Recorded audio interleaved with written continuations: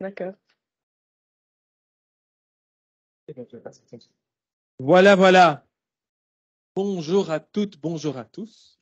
Nous sommes très heureux de vous voir après ces quelques jours de congé de novembre pour ceux qui ont pu avoir un congé, pour cette deuxième conférence du cycle Organisation Modèle. Peut-être que certains, je sais que certains étaient là à la première où nous avons parlé d'hybridité, nous avons parlé de management public, management privé. Aujourd'hui, la question du jour, c'est donc, est-ce que les entreprises sont épuisées? Les entreprises sont-elles épuisées? Alors, on ne va pas juste vous casser le moral si elles le sont, mais on va aussi essayer d'aller dans le positif, dans essayer de comprendre un petit peu qu'est-ce qui fait qu'une entreprise peut ne pas être épuisée, peut être du coup remplie d'énergie. Aussi bien, on va parler aujourd'hui de ressources humaines, on va parler aussi de stratégie, d'innovation. Et donc, pour parler de cette question, on a 3 orateurs. Et je veux dire que je suis très content qu'on ait réussi à avoir ces 3 orateurs. Je pense que c'est vraiment un splendide mix et une très belle soirée qui nous attend aujourd'hui.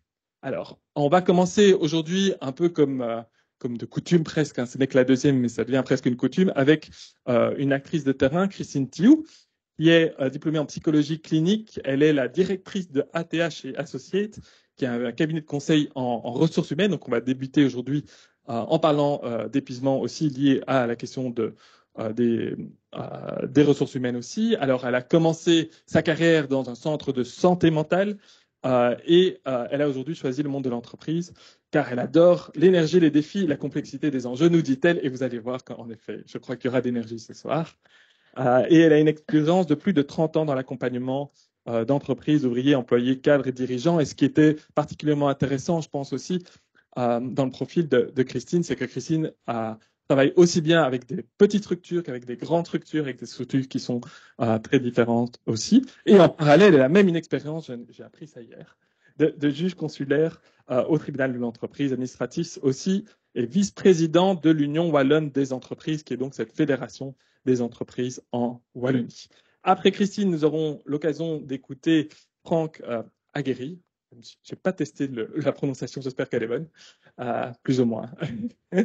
Après, qui nous vient de Paris, qui est professeur de management à l'École des mines de Paris, co-directeur de la chaîne Mines Urbaines, responsable de la formation doctorale en sciences de gestion de l'École des mines, et ses travaux et ses enseignements portent notamment sur l'innovation responsable, l'instrumentation de la gestion et toute la question de l'innovation. On aura l'occasion d'en discuter avec lui aujourd'hui. Il est par ailleurs membre du comité de rédaction de la Revue française de gestion, chroniqueur pour Alternatives économiques, et peut-être que certains ont entendu parler de ses travaux, comme moi aussi, récemment dans le cadre de son dernier livre, il nous en parlera, je pense, aujourd'hui, qui vient d'être publié, qui est publié en 2023, on est quand même 10 ans plus tard que 2013, L'innovation, mais pourquoi faire? Essai sur un mythe économique, social et managérial aux éditions du Seuil, et aussi d'un autre livre sur l'économie circulaire, qui est visiblement aussi très intéressant, j'ai entendu parler. Et donc, après Christine et Franck, nous aurons l'occasion d'avoir Pedro Correa. Pedro Correa est docteur en sciences appliquées. Il est auteur, conférencier et notamment certains connus Pedro dans le cadre aussi de son discours. C'est un des premiers en fait à avoir un discours dans le cadre en fait de la graduation, de diplomation, c'est encore mieux en français, de la diplomation en ingénieur civil, un discours qui avait fait beaucoup parler de lui. 15 millions de vues, c'est pas rien quand même, 15 millions de vues dans le cadre de ce discours. Je ne dirais pas qu'il a fait des petits, dans le sens où il y a aujourd'hui d'autres discours, notamment dans des écoles de commerce, mais ce discours avait vraiment posé beaucoup de questions et vraiment fait avancer cette réflexion-là aussi. Et entre-temps, il a aussi écrit un certain nombre de livres, Matin clair notamment, qui est un grand succès, qui est aussi sorti en livre de poche, et il intervient aussi chez nos collègues et amis d'HEC Liège. Il est coach aussi. Voilà, quelques mots d'introduction. J'espère que ça vous a mis un peu l'eau à la bouche de tout ce qu'on va pouvoir entendre, et je vais directement donner la parole à Christine. Voilà, on en est. Est-ce que tu m'aides? Ah voilà. Ça va aller tout seul. Ok. Allez. Merci Marek. Merci d'avoir dit que j'avais 30 ans de carrière. Non, j'en ai 27. Oui, tu m'as vieilli déjà. Donc, ok. Alors aujourd'hui, c'est pas moi qui vais parler, en tous les cas pas pour la première partie. Je vais faire parler les gens que j'aide depuis 27 ans maintenant. Et donc, toute la première partie de la conférence, c'était vraiment leur donner la parole. J'ai fait un condensé en 10 minutes, un quart d'heure de ce que les gens vivent dans les organisations, en lien évidemment avec le titre, les entreprises sont-elles épuisées ou pas? Est-ce que certains d'entre vous, est-ce que Renaud Villevorde, ça dit quelque chose à certains d'entre vous ou pas? Parce qu'il y a des gens très jeunes ici, donc oui, quand même, ok. Donc Renaud Villevorde, ça a été ma première expérience professionnelle. Je sors de l'UNIF. Mon père me propose, je travaille en centre de santé mentale, mais mon père me propose en même temps de travailler pour lui. Et on a le dossier Renaud Villevorde, qui a donné la loi Renault. Donc en gros, c'est la grosse entreprise de Renault qui ferme du jour au lendemain et qui est délocalisée au Brésil. Et j'arrive du haut de mes 22 ans avec une colère syndicale énorme, un drame social en gros dans tous les journaux. Et on est là pour accompagner tous les employés et les cadres francophones. Et en gros, je passe des heures avec des gens qui pleurent. Donc, je me suis dit, waouh, je ne m'attendais pas à vivre un truc pareil dans les entreprises. Et j'ai découvert très, très rapidement que tout ce que j'avais étudié en psychologie clinique, toute la charge émotionnelle, toutes les émotions, la colère, la tristesse, l'identification qu'on a vis-à-vis des entreprises, la majorité des gens en parlaient comme de leur seconde famille. C'était présent dans les entreprises. Donc, je me suis dit, il y a un boulot de dingue à faire ici. Il y a une remise en confiance et il y a vraiment une réparation à faire quelque part quand il y a un drame qui se joue comme ça. En gros, j'ai plus jamais quitté le monde de l'entreprise parce que j'ai adoré ça et voilà, j'y suis toujours. Donc, les entreprises sont-elles épuisées? J'ai envie de dire oui, c'est vrai, mais je m'en fous. Je gère, et c'est ce qu'on va faire, on va gérer ensemble. Ça vous donne le ton de la conférence. Il est hors de question de rester défaitiste. Je n'aime pas ça, ça ne doit pas durer trop longtemps. Et j'espère que vous allez ressortir avec plus d'énergie que ce que le titre aurait pu donner au départ. Alors, un petit détour avant de démarrer dans le vif du sujet. Épuisement, pour moi, c'est pas effondrement. Si je reprends de nouveau ma casquette de psychologue clinicienne, on sait que ce qu'on dit dans la clinique, c'est que quand la personne est épuisée, est vraiment par terre, est vraiment accablée, elle est complètement découragée, c'est pas qu'elle a plus d'énergie. En fait, c'est que son énergie est focalisée là où elle ne doit pas être focalisée. En fait, l'énergie est mangée, phagocytée par l'anxiété, par le stress, par les idées noires. Et donc tout l'art, donc c'est pas la fin en fait quand on est épuisé. Tout l'art, c'est d'aller réorienter son énergie sur les choses positives pour la faire remonter. Ça, c'est important. Donc, je vous ai pris une petite citation d'un romancier allemand, mais elle est en français. Garde une toute petite étincelle et ne la leur donne jamais à tes angoisses, à ton stress, à ton anxiété. Tant que tu l'auras, tu peux rallumer un grand feu.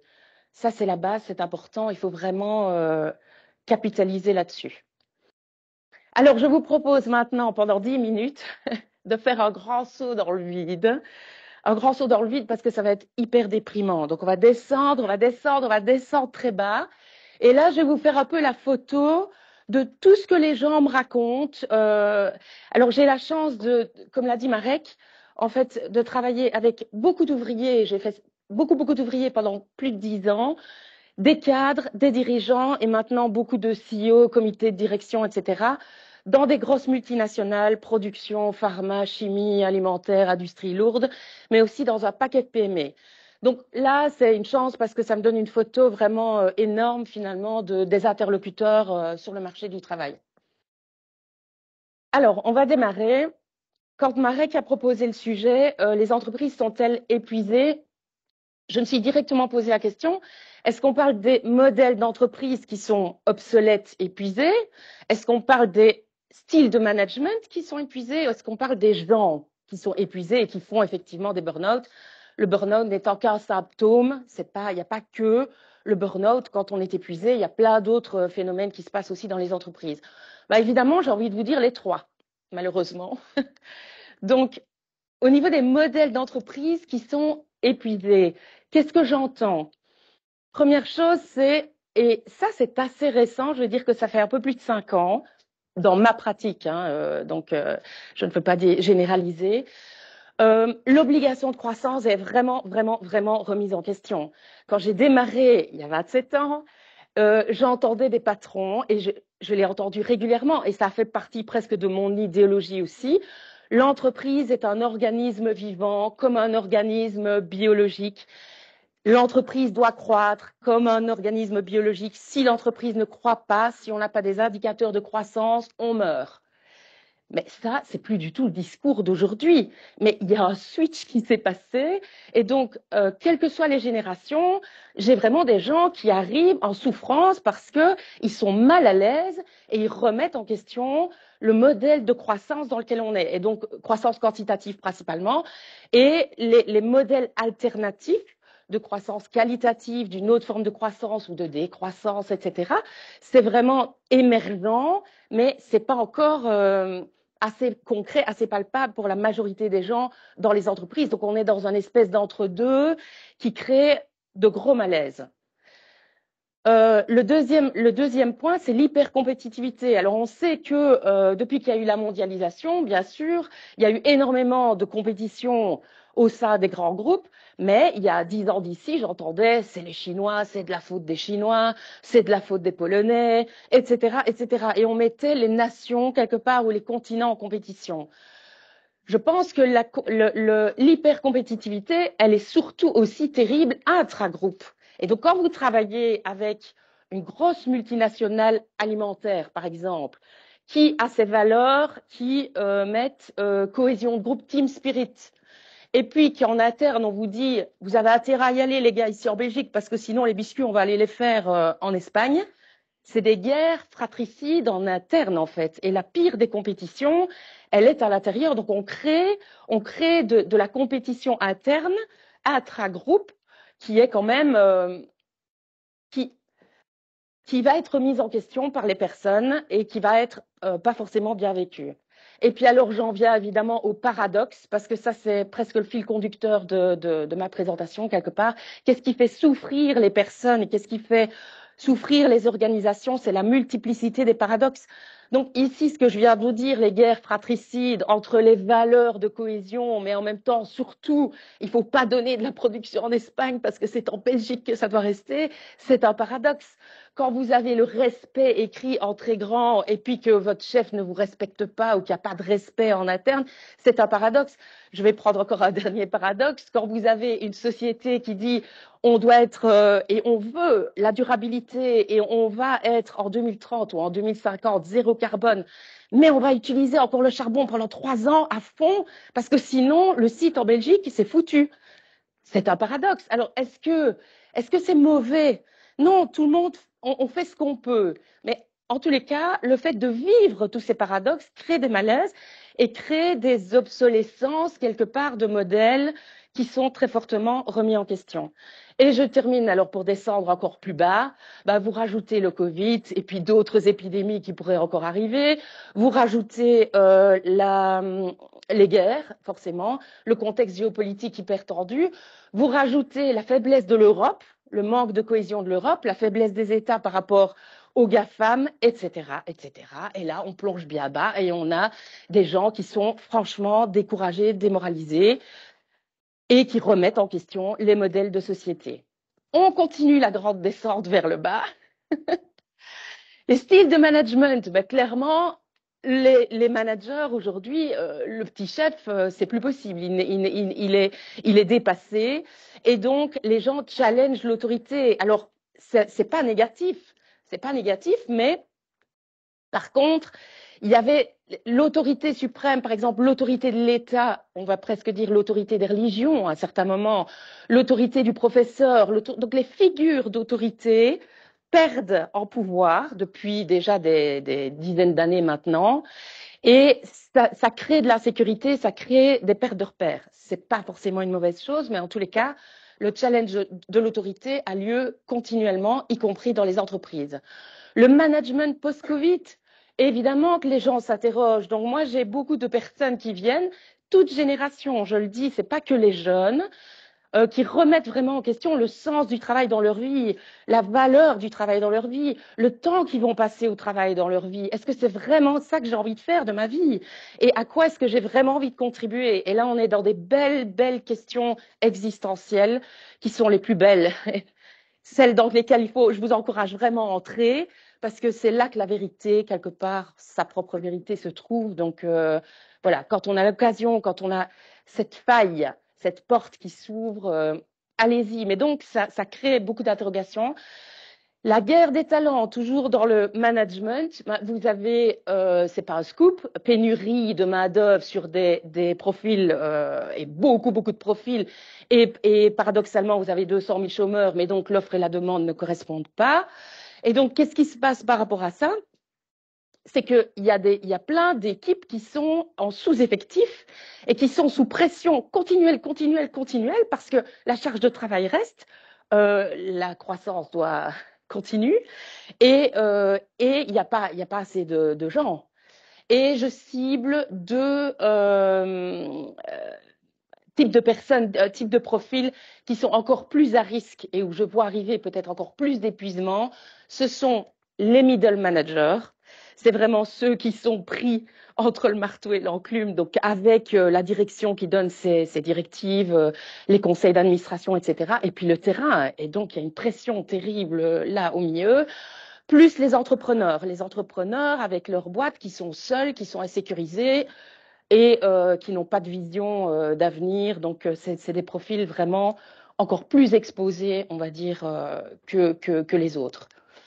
Et pour terminer la grande descente, alors les personnes sont-elles épuisées? Je vous dirais oui, effectivement, les personnes aussi sont épuisées. Alors là, je reviens sur mes fameux paradoxes, la multiplication des paradoxes, donc je ne vais pas les répéter, mais je vous ai déjà donné 2, 3 exemples.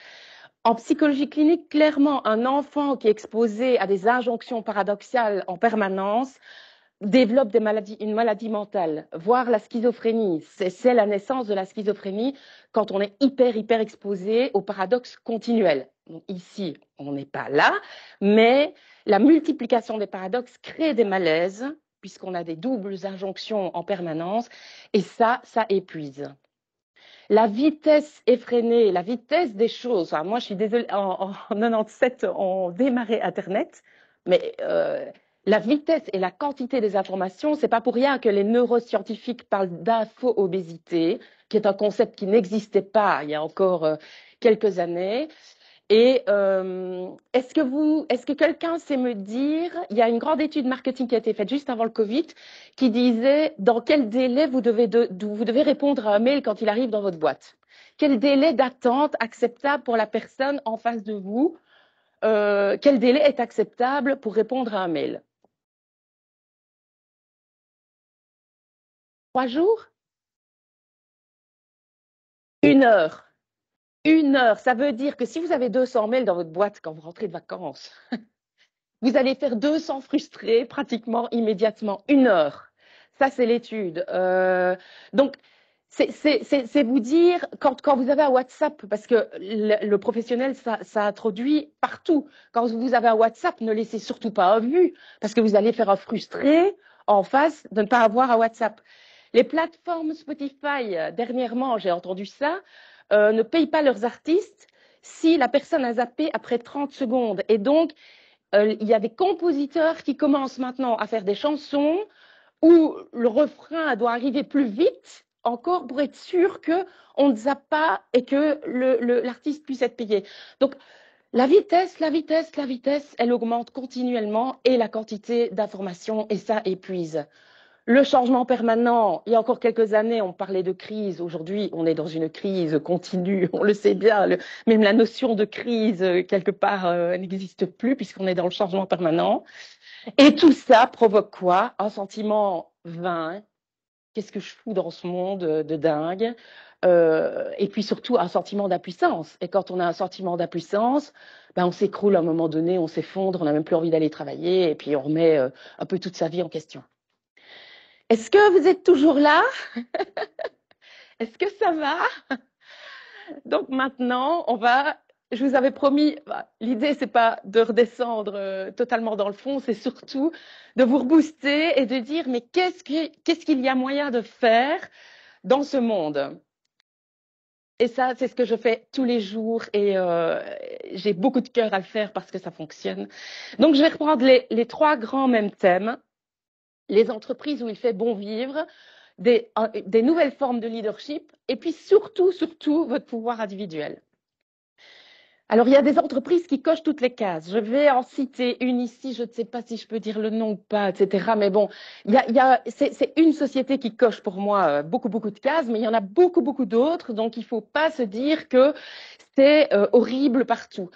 Je vais prendre la société Insight, qui est à Louvain, qui est une société. Pourquoi est-ce qu'elle coche toutes les cases et pourquoi ça se passe super bien avec les gens ont beaucoup d'énergie, etc. Ça ne veut pas dire qu'on n'est pas à l'abri à un moment donné d'avoir un burn-out. C'est pas ça que je dis.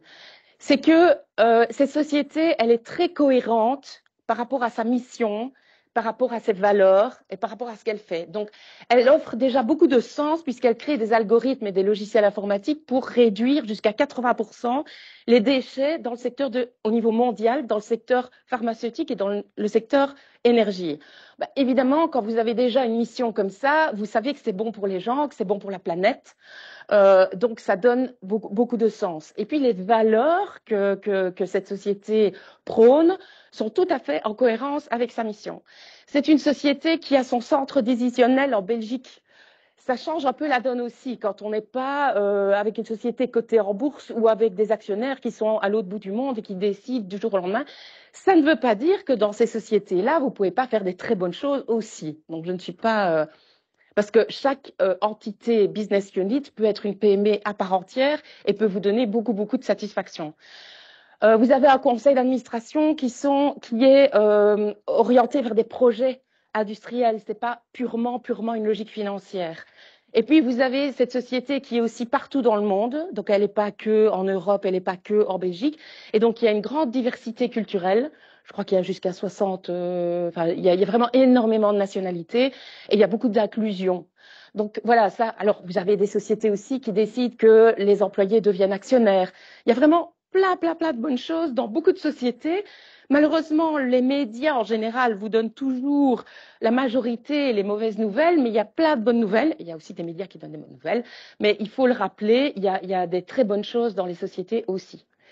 Au niveau des styles de management, je vous partage ici une référence en fait qui est Linda Hill, qui est une professeure de la Harvard Business School, qui avait fait un super séminaire il y a quelques mois sur la manière dont elle définissait le nouveau leadership, les nouvelles formes de leadership dans le monde dans lequel on est. Et ça résonnait très fort avec ce que je pensais et mon expérience, donc je vous en fais part. Qu'est-ce qu'elle dit?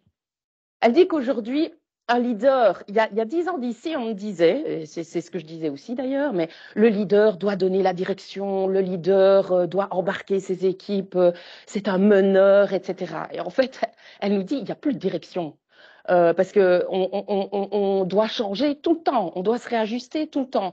Donc le meilleur leader aujourd'hui, c'est celui qui va être capable de créer assez de liens, hein, je répète, être capable de créer assez de liens avec ces gens, de liens forts, pour trouver le bon levier avec chacune des personnes pour le mettre en sécurité psychologique nécessaire que pour pouvoir embrasser le mouvement et le changement permanent. Et ça, j'ai trouvé ça génial parce que c'est vraiment ça. Donc, c'est créer le lien nécessaire avec chacune des personnes pour lui donner la sécurité psychologique pour lui donner l'envie d'y aller, l'envie d'embrasser le changement, même si j'ai peur, en fait, et même si le monde est incertain. Et quand vous avez 300 personnes sous votre responsabilité, mais que vous avez 10 direct reports, à ce moment-là, vous sécurisez quelque part vos 10 direct reports qui vont faire émule et qui vont sécuriser à leur tour les équipes. Donc, c'est une définition beaucoup plus psychologique, on va dire comme ça, du leadership que moi j'ai beaucoup aimé et que j'utilise régulièrement. Alors maintenant, je vais un petit peu vous solliciter parce qu'on va arriver au pouvoir individuel qui est vraiment mon dada, parce qu'on a tous du pouvoir dans les mains. Et donc, est-ce que dans l'amphi, il y a des personnes dont le prénom commence par M? Je suis sûre que oui. Marie, Manon, Maxime, Martin. Et par L, Marek aussi, oui. J'ai besoin de 3 volontaires. 3 personnes qui viendraient ici faire un jeu avec moi. Allez, les courageux.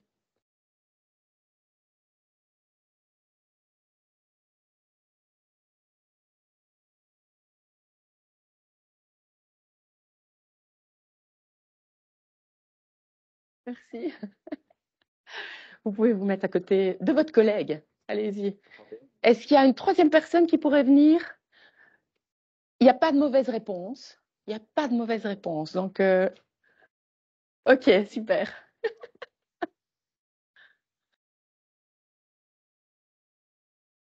Démarre par vous. Voilà. Le jeu de l'écharpe.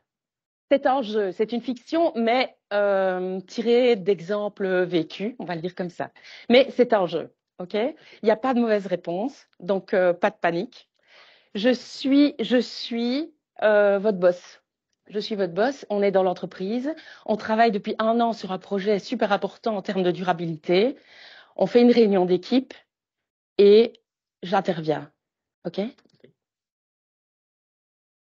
Qu'est-ce que t'as foutu? C'était vraiment nul ta présentation, c'est une catastrophe. T'aurais voulu cracher le projet, t'aurais pas pu faire mieux. Qu'est-ce que t'as foutu? Je fais ce que j'ai pu. C'est ça faire ce que t'as pu? Le sujet était compliqué, ils n'arrêtaient pas de poser des questions dans tous les sens. Écoute, c'est le client qui a raison, mais là t'as craché le projet. Tes justificatifs ne tiennent pas la route là. Bah, je te pose la question.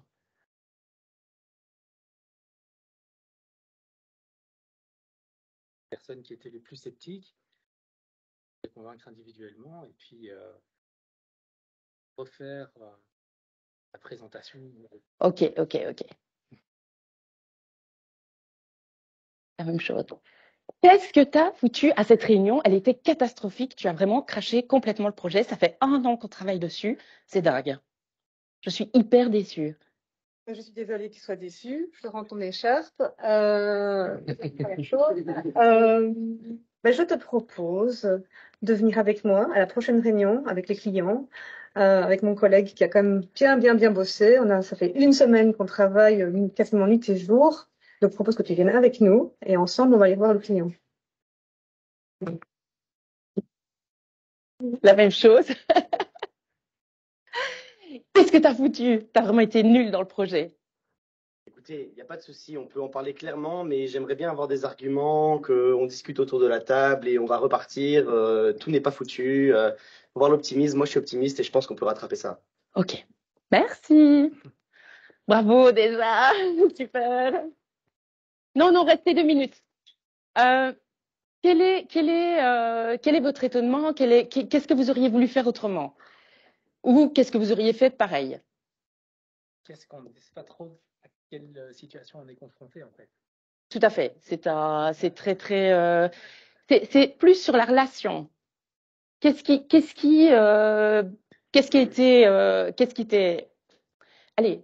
vous auriez fait pareil ou qu'est-ce que vous auriez fait différemment par rapport au jeu? Est-ce que vous êtes content de vos réponses? En gros, c'est ça la question.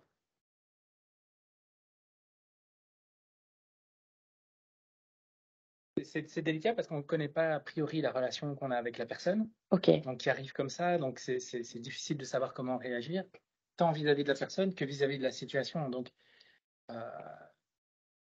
c'est compliqué d'évaluer aussi nos réactions par rapport à ça. Ok. Est-ce que vous avez d'autres Moi, c'est là.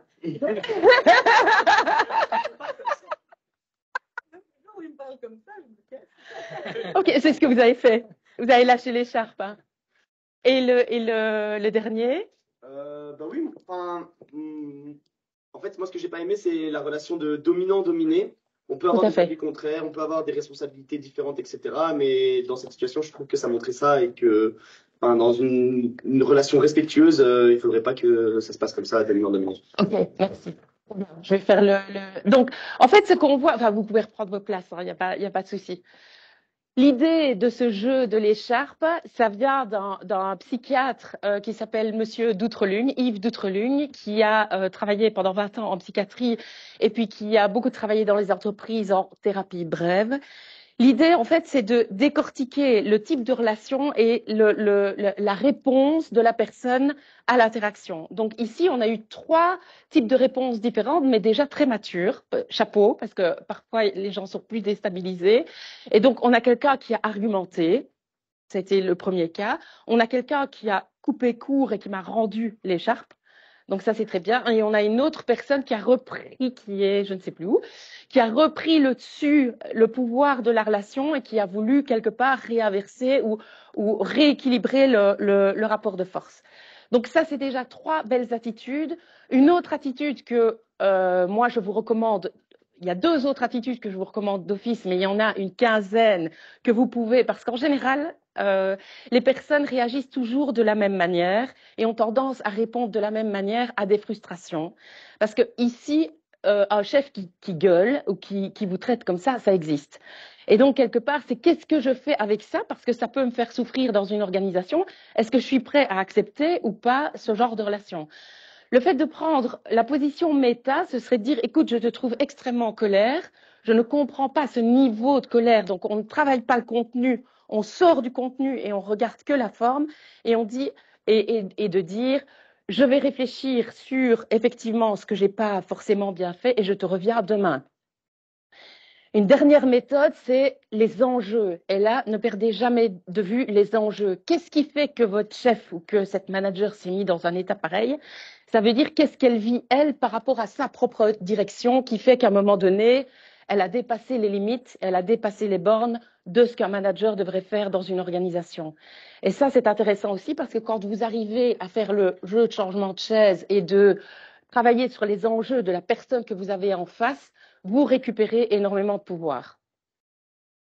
C'était une petite scénette pour vous prouver que vous avez toujours beaucoup de pouvoir individuel, même quand la relation ou la situation vous contrarie très fort au moment même. Donc, un chef qui s'emballe et qui se met à vous hurler dessus, vous ne pouvez pas maîtriser le caractère de votre chef, mais vous pouvez maîtriser la réponse que vous allez faire. Et donc, l'écharpe, en fait, symbolise la relation. Et votre pouvoir, c'est l'écharpe. Clairement, c'est la manière dont vous allez répondre à la situation. Et donc, pour synthétiser, quels sont vos pouvoirs individuels, vraiment, que je vous recommande de faire systématiquement, quelle que soit l'entreprise dans laquelle vous êtes? La première chose, c'est faites toujours le tri entre ce qui vous appartient et ce qui ne vous appartient pas. Je le dis, le caractère de votre chef, et j'ai régulièrement des personnes que j'accompagne qui souffrent de leur CEO, on va dire comme ça, mais vous n'allez pas changer le CEO, mais vous pouvez changer la relation que vous avez avec ce CEO. Vous pouvez aussi partir et décider de faire autre chose, mais ce n'est pas toujours possible. Donc, faire le tri entre ce qui vous appartient et ce qui ne vous appartient pas, c'est vraiment la première chose à faire pour reprendre le pouvoir de la situation. Restez soi, c'est-à-dire continuez à bien développer votre esprit critique. Ne vous laissez pas manger par les coutumes ou par la manière dont les autres fonctionnent dans l'organisation. J'ai connu aussi, et je connais toujours, des entreprises où le comité de direction est très, très, très hard avec les gens et où les senior managers ont peur d'aller faire des présentations et c'est comme une rumeur à un moment donné. Les personnes ont peur toutes avant d'aller et s'encouragent à avoir peur quelque part. Donc, ce qu'il faut savoir dans les systèmes, dans la théorie des systèmes, c'est que plus vous êtes plongé longtemps dans la même organisation, dans le même système, plus vous prenez les caractéristiques de ce système. Ça s'appelle l'isomorphisme. Et donc, à un moment donné, on ne se rend même plus compte de son libre arbitre et on ne se rend même plus compte de qu'est-ce que j'aurais fait différemment puisque je reproduis simplement ce que les autres ont fait. Et donc, une autre chose qu'il faut vraiment faire, c'est récupérer son esprit critique, sortir de ce système. Et là, votre entourage familial, votre entourage amical, les gens qui sont en dehors de l'organisation dans laquelle vous êtes, sont toujours les meilleurs, quelque part, Pas forcément conseilleurs, parce que certains vont vous dire peut-être de partir, et c'est pas forcément la bonne situation. C'est vous qui devez décider. Mais en tous les cas, c'est des bons échos à écouter à un moment donné pour sortir du système. J'ai parlé beaucoup des paradoxes. Nommer les paradoxes, ça les amoindrit, ça les affaiblit. Donc, quand vous êtes confronté régulièrement à des paradoxes, vous n'allez pas pouvoir changer toute la boîte et dire, ben, il n'y en aura plus. Ça n'existe pas. Mais par contre, les nommer les non-dits, amoindrit les paradoxes. Un autre conseil, un autre conseil une autre technique qu'on a régulièrement, c'est de toujours se dire quel est l'intérêt collectif, quel est l'intérêt général par rapport à mon intérêt individuel. Je pense que garder ça en tête, de se dire mais finalement, là, ce que je viens de vivre, mais au final, le projet sur lequel on est en train de travailler, j'y crois, c'est peut-être dans un an, il va y avoir encore des grosses difficultés, mais je me raccroche à cet intérêt long terme, durable et général, plutôt que uniquement ma propre situation que je vis à ce moment-là. C'est quelque chose aussi d'assez puissant pour mobiliser et pour te sentir mieux dans les organisations. Et puis le dernier conseil, c'est vraiment arrêtons de subir et agissez en fait. C'est vraiment l'action est le meilleur remède à l'angoisse. Si je reviens de nouveau à cette formation et cette casquette de psychologue clinicienne, que si jamais ça vous arrivait avant un examen de faire une crise de panique, comment est-ce qu'on réagit à une crise de panique dans l'instant? On vous demande de sauter sur place pendant 15 minutes ou bien de sortir dehors et d'aller faire un mini jogging pendant 10 à 15 minutes. C'est le remède à l'angoisse immédiate. Et donc, l'action, de toute façon, est toujours le meilleur remède, plutôt que subir, agir, mais dans sa sphère d'influence, dans sa sphère de compétences, et en faisant le tri entre ce qui m'appartient et ce qui ne m'appartient pas. Alors, bien sûr, vous aurez toujours des doutes, vous allez vous planter, ça ne marchera pas toujours, et c'est normal, et tant mieux. Et là, je vous recommande évidemment un livre, Les Vertus de l'échec de Charles Pépin, entre autres. L'important, c'est évidemment de se planter, mais surtout d'en tirer les leçons et de continuer. Et mon Alcor Toltec préféré qui est on fait toujours de son mieux. Faire de son mieux, en fait. On ne saura peut-être pas changer le monde, mais on va faire de son mieux. Je vous donne quelques références bibliographiques, mais il y en a des tas d'autres. Mais C'était mieux avant de Michel Serres, c'est vraiment le même mouvement qu'aujourd'hui. C'est je descends bien bas, mais c'est pour remonter plus haut. Le bug humain, c'est toutes les neurosciences qui expliquent notamment l'info-obésité, etc. Pour conclure, j'aurais envie de dire, les entreprises sont-elles épuisées? Oui, mais maintenant, je sais quoi faire. Et donc, retenez que le fléau, quelque part, c'est cette multiplication des paradoxes, mais que vous avez le pouvoir de l'écharpe. Vous savez réagir aux choses en nommant les paradoxes, en faisant le tri entre ce qui vous appartient et ce qui ne vous appartient pas, et surtout en décidant de la réponse que vous allez donner. Vous n'allez pas maîtriser le monde, mais vous n'allez pas changer les choses, mais vous allez pouvoir décider de la réponse que vous donnez aux choses. Voilà, merci. Merci beaucoup, Christine, pour ce partage d'expérience, ces constats qui sont en effet assez durs, mais aussi ces pratiques managériales qui permettent à certaines organisations d'éviter cet épuisement organisationnel aussi, et une présentation pleine d'humanité. Je trouve que, en effet, on voit le terrain, on voit les expériences qui se passent. Et donc, comme promis, on va passer à la deuxième partie. Après avoir parlé d'épuisement en termes de ressources humaines, on va parler d'épuisement en termes aussi de stratégie d'organisation, et je donne directement la parole à Frédéric.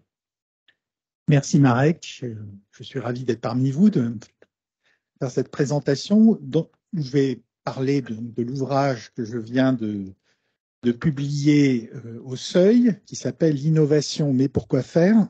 Essai sur un mythe économique, social et managérial. Et donc, un petit peu comme Christine l'a fait, je vais commencer par une première partie qui va être peut-être un peu déprimante. Et puis, dans un second temps, je vais essayer d'esquisser un certain nombre de pistes pour vous redonner de l'espoir. Donc le thème central, c'est la question de l'innovation. Et donc le titre indique bien mon intention, c'est que l'innovation, d'une certaine manière, aujourd'hui, c'est devenu une finalité en soi, une culture que l'on n'interroge pas. C'est-à-dire qu'il y a un billet pro-innovation. L'innovation, par principe, c'est formidable. C'est le discours qu'on entend partout. Et mon ouvrage commence d'ailleurs par un extrait d'un discours d'Emmanuel Macron, le président de la République française, au Salon Vivatech en 2017, où il parle d'hyper-innovation. Il dit, voilà, nous sommes dans une société de l'hyper-innovation. Et si les États, les entreprises, les individus ne sont pas sur le front de l'innovation, ils sont voués au déclassement. Voilà un peu le discours qu'il tient, et je pense que j'aurais pu prendre un extrait d'à peu près n'importe quel dirigeant d'un pays développé, ils disent tous à peu près la même chose. Donc on voit que l'innovation, c'est une sorte de religion moderne, hein, avec ses prophètes qui sont dans la Silicon Valley et ailleurs, et qui n'est pas questionnée. Et donc le but de ce livre, c'est justement de questionner le sens de l'innovation en disant mais au fait, mais pourquoi innover? Et comment redonner du sens à la fois aux salariés, mais aussi aux citoyens? Comment faire en sorte que les projets d'innovation répondent à des finalités sociétales véritables, à améliorer la santé, à essayer de réduire les impacts environnementaux, à améliorer la qualité de vie, etc. Alors la question, c'est évidemment comment les entreprises peuvent se réinventer, et donc je vais esquisser les voies pour innover autrement. Alors excusez-moi, c'était pas tout à fait la mise en page qui a été envoyée, mais ça c'est donc comme je l'indiquais, il y a une injonction à innover. Hein, ce qui est tout à fait frappant, c'est que l'innovation est une notion qui est aujourd'hui absolument omniprésente. Il suffit de voir derrière les épithètes qui sont accolés à la notion d'innovation. Il y a encore 50 ans, on parlait essentiellement d'innovation technologique. Aujourd'hui, on parle d'innovation verte, d'innovation sociale, d'innovation managériale, d'innovation financière, d'innovation pédagogique, etc., etc. Donc l'innovation, finalement, aujourd'hui, couvre absolument tous les domaines des activités humaines. Et ça, je trouve ça frappant.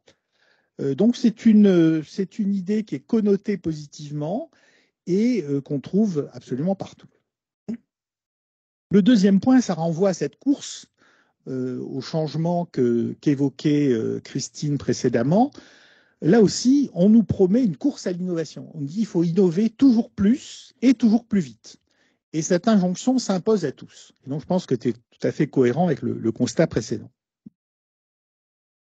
Mais comme c'est devenu une culture, l'innovation est infondée à la fois dans ses fondements, on ne sait pas pourquoi on innove, et dans ses conséquences.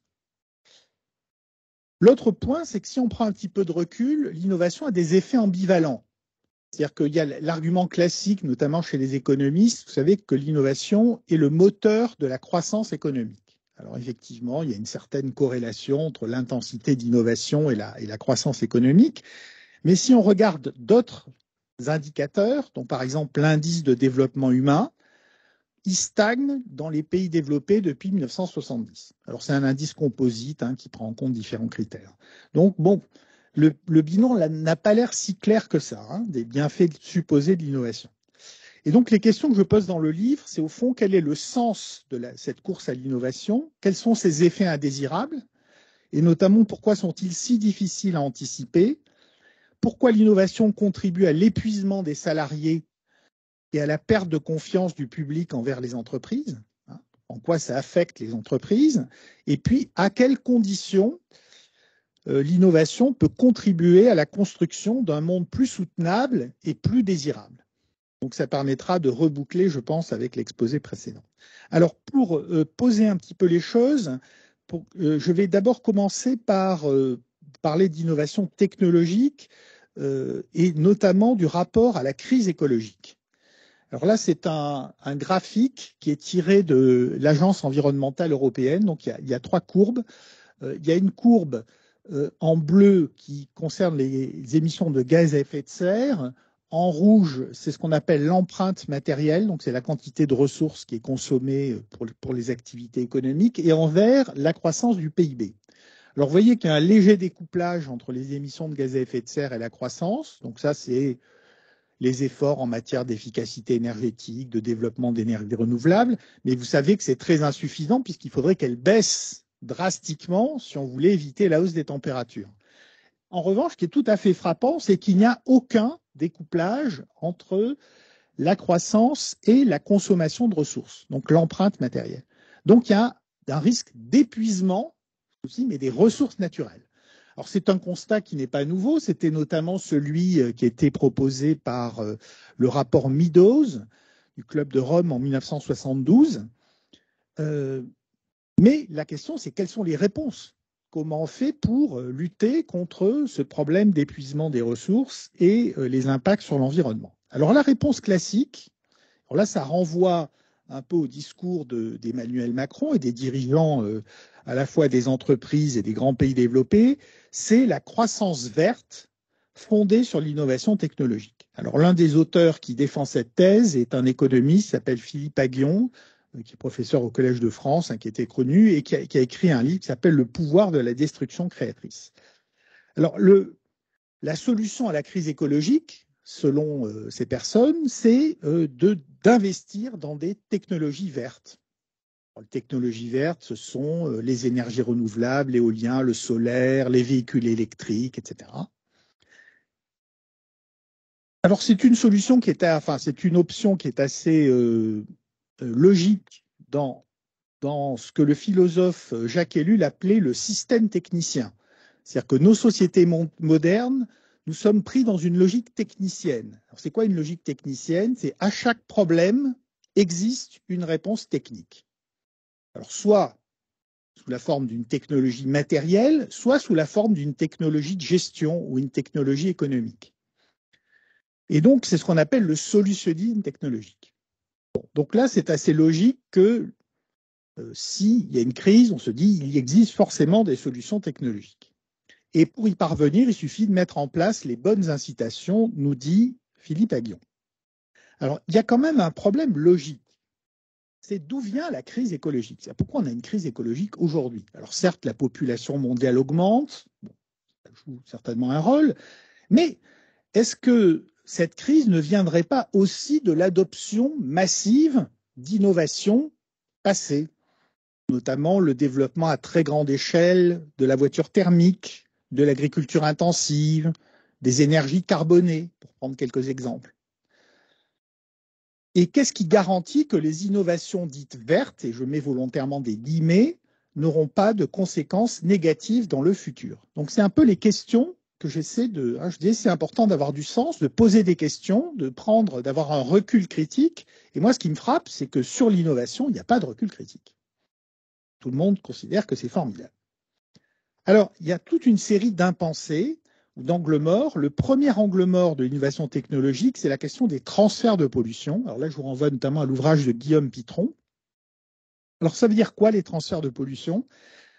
Ça veut dire que, en fait, lorsqu'on compare deux types de technologies, l'une remplaçant l'autre, en fait, il est très rare qu'une technologie soit meilleure sur tous les aspects environnementaux. Et ça on peut le mettre en évidence grâce à une technique que vous connaissez peut-être qu'on vous enseigne à l'université, qui s'appelle l'analyse de cycle de vie. On va chercher à mesurer les impacts depuis la conception jusqu'à la fin de vie, en passant par les phases de production, de consommation, d'usage, etc. Bon. Et en fait, si vous prenez les deux photos que vous avez là, donc un parc éolien, à l'usage, vous n'avez pas d'émissions de gaz à effet de serre, par exemple. En revanche, il y a une empreinte matérielle qui est considérable. Il faut énormément de béton, il faut énormément de métaux, et notamment de métaux critiques pour produire des éoliennes. Si vous prenez une voiture électrique, en comparaison d'une voiture thermique, c'est beaucoup plus lourd également, parce que les batteries sont très lourdes. Donc, il y a une empreinte matérielle qui est très élevée et une consommation de métaux critiques qui est très élevée. Donc, on résout certains problèmes. Bon, là, dans le cas de la voiture électrique, à supposer que l'électricité soit décarbonée, ce qui n'est pas le cas dans tous les pays. Mais vous créez des problèmes dans le futur. Alors, deuxième angle mort, c'est la sobriété. Alors ça, c'était un mot qui était absolument absent des débats publics jusqu'à une période très récente. Alors, on commence à en parler du fait de la crise sanitaire, de la Covid-19, de la guerre en Ukraine, etc. Donc tout d'un coup, maintenant, on commence un petit peu à parler de sobriété.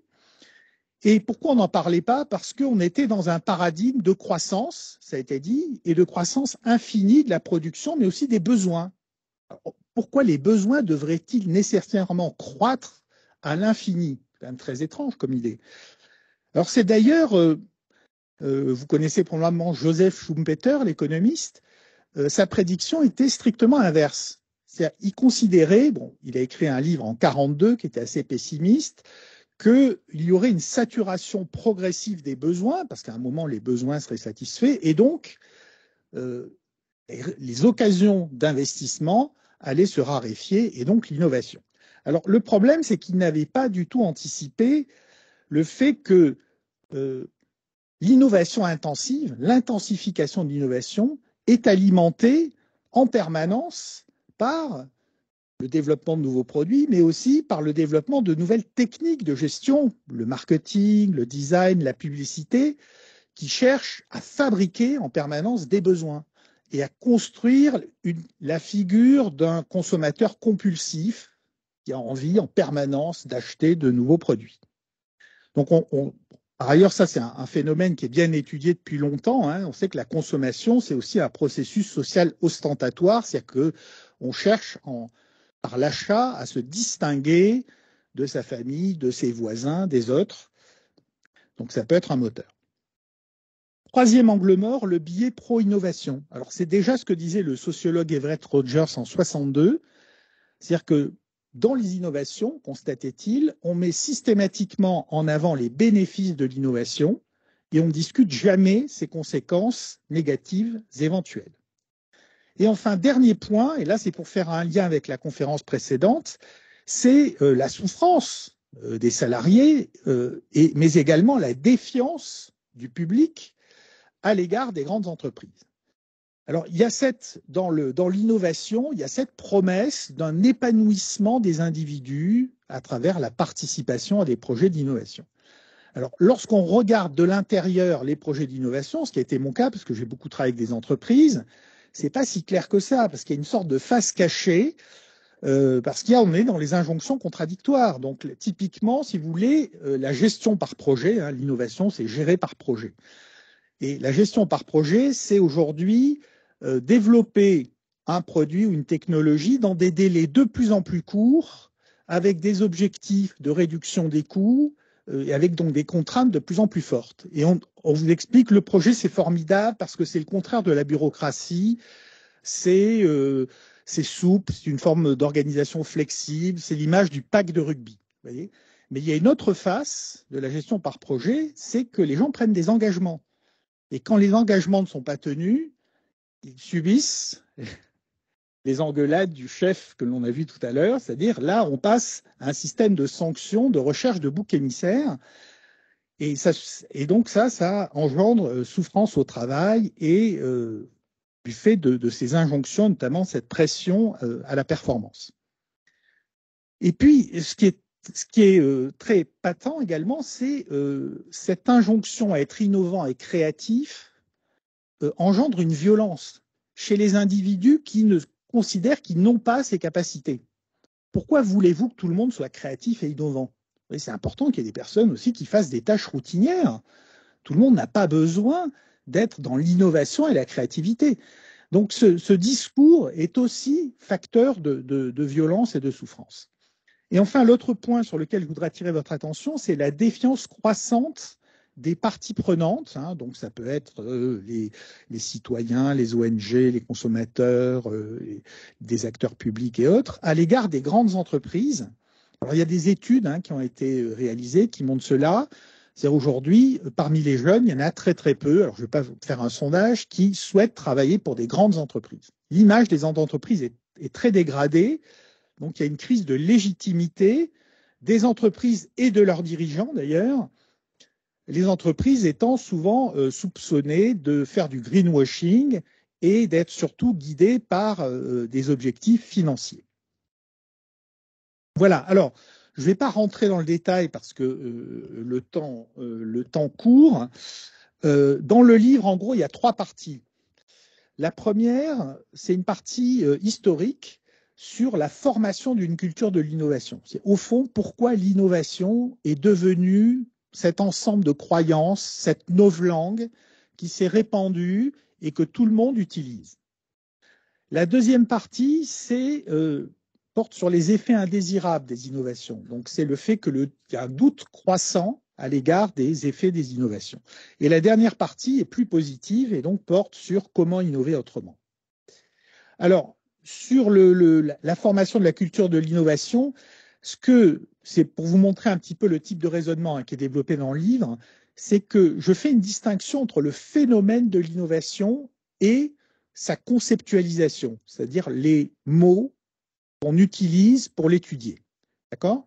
Alors, si on regarde le phénomène de l'innovation avec les lunettes actuelles, en gros, c'est aussi vieux que l'histoire de l'humanité. C'est-à-dire que l'invention de l'agriculture au néolithique, c'est une innovation majeure, l'invention de la roue, c'est une innovation majeure, l'imprimerie, c'est une innovation majeure, etc., etc. Ce qu'on sait également, c'est qu'il y a eu une accélération du phénomène de l'innovation technologique au XIXe siècle, notamment après 1870, avec la deuxième révolution industrielle, donc l'électricité, puis l'automobile, la chimie, et puis la naissance des grandes entreprises dotées de grands bureaux d'études. En revanche, le mot innovation, c'est intéressant, lui a une histoire beaucoup plus récente. C'est-à-dire que c'est un mot qui est très ancien, qui vient du grec kainotomia, là je m'appuie sur les travaux du sociologue Benoît Gaudin, mais qui voulait dire pendant longtemps introduire une nouveauté dans le domaine politique. Donc ça n'avait rien à voir avec la technologie, et donc ça vient plus directement d'innovation du bas latin. Et c'est un mot qui est très peu utilisé jusqu'à la fin du XIXe siècle, et pendant toute la révolution industrielle, en fait, on parle surtout d'industrie. C'est la fameuse doctrine saint-simonienne, de science industrielle notamment, de progrès et d'invention. On ne parle pas d'entrepreneur, hein, le terme était très peu utilisé. Alors, qu'est-ce qui va faire basculer, c'est-à-dire à quel moment va être conceptualisée l'innovation? En fait, là, évidemment, il y a un moment Schumpeter, c'est cet économiste qui a proposé une théorisation de l'innovation qui correspond en gros à celle qui est aujourd'hui en vigueur. Alors ça, c'est des choses que vous connaissez sûrement, mais vous voyez, ça date de 1912. Hein. Et donc, en gros, les points clés de Schumpeter, c'est qu'il dit l'innovation, quelle est la différence par rapport à l'invention? C'est la mise en pratique. Pour un produit, ça va être la commercialisation. Vous voyez, c'est pas simplement j'ai une idée géniale, c'est qu'elle est mise en pratique. Elle va jusqu'à l'application. Ça, c'est le premier point. Le deuxième point de Schumpeter, c'est qu'il dit la plupart des innovations, c'est pas des changements radicaux. C'est pas de l'innovation de rupture, c'est de la combinaison d'éléments déjà connus, simplement qui sont combinés de façon différente. Le troisième point, c'est qu'il souligne que l'innovation n'est pas exclusivement technique. C'est un contemporain de Taylor, donc il explique, elle porte aussi sur les méthodes de production, sur les organisations, sur la création de nouveaux marchés. Alors l'autre point, et ça a déjà été dit, il défend l'idée que l'innovation est le moteur de la croissance. Donc si on n'intègre pas l'innovation dans les modèles économiques, on ne peut pas expliquer la croissance économique. Et enfin, le dernier point, et là ça fait un lien avec l'entrepreneuriat, c'est qu'il met en évidence le rôle clé de la fonction entrepreneuriale. Alors, il fait une distinction entre l'entrepreneur individuel et la fonction entrepreneuriale. C'est-à-dire cette fonction, elle peut être réalisée par un individu, une start-up, mais elle peut être réalisée aussi par une grande entreprise. Et il dit, en fait, dans une grande entreprise, la fonction entrepreneuriale, c'est un collectif, c'est tous les gens qui participent au projet d'innovation. Donc, ça va être des gens de R&D, mais aussi de production, des administratifs, des commerciaux, etc. Alors, ça, je n'ai pas le temps de le développer, mais en gros, ce qu'il faut que vous reteniez, je vous mets le graphique, c'est je propose une périodisation de l'innovation en 3 temps. En fait, la notion d'innovation entre, on va dire, dans le débat public et dans les entreprises après la Deuxième Guerre mondiale. C'est à partir de la Deuxième Guerre mondiale qu'on commence vraiment à utiliser le mot d'innovation et essayer de gérer l'innovation.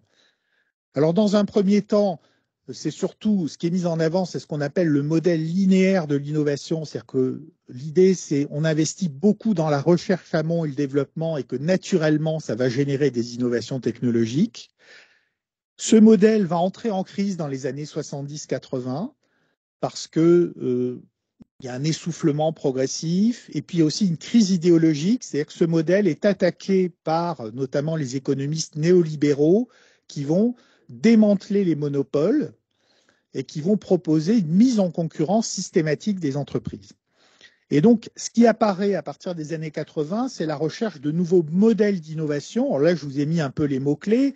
C'est-à-dire que on va redécouvrir, parce que c'est pas quelque chose de nouveau, ce qu'on appelait au 19e siècle, ce que Marshall appelait les districts industriels, qu'on appelle aujourd'hui les clusters ou les pôles de compétitivité. Je ne sais pas quel est le mot utilisé en Belgique, mais c'est cette idée d'une agglomération géographique d'entreprises de toute taille qui sont spécialisées dans un domaine et qui entretiennent des relations étroites avec les pouvoirs publics et les universités. Donc on redécouvre ces clusters et on va se mettre à héroïser la figure des startups. Voilà. La figure essentielle de l'innovation, c'est l'entrepreneur et c'est la startup. La deuxième idée, c'est l'innovation ouverte. C'est-à-dire qu'on n'est plus seulement à développer en interne des programmes de R&D, mais on va s'appuyer sur des écosystèmes. Et puis, on va essayer à faire de l'innovation dite disruptive, et tout ça va devenir le support d'une doctrine d'action publique et de gestion. L'autre point, c'est le lien qui est fait entre l'innovation et les processus créatifs. C'est qu'on va dire, pour faire de l'innovation, notamment de l'innovation de rupture, il faut être créatif. Et la créativité, ça s'apprend. Il y a des méthodes de créativité, le design thinking, les théories de la conception, enfin des choses que vous apprenez sûrement. Donc on essaie, y compris ça se fait au sein de l'appareil d'État. Hein. Vous allez dans les administrations de tous les grands pays développés, on enjoint désormais aux fonctionnaires d'être créatifs et on leur apprend toute une série de méthodes. Mais on leur demande dans le même temps de respecter quand même les procédures. Là, on est toujours dans les injonctions contradictoires. Et donc tout ça a constitué une sorte de novlangue de l'innovation à l'échelle organisationnelle et individuelle.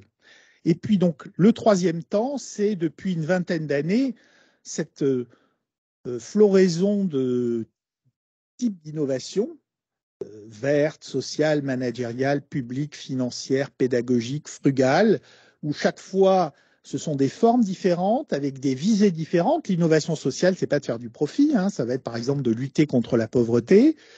Il va y avoir des figures tout à fait différentes aussi. Dans l'innovation sociale, ça sera par exemple Mohamed Younous, prix Nobel de la paix, qui a inventé le microcrédit au Bangladesh.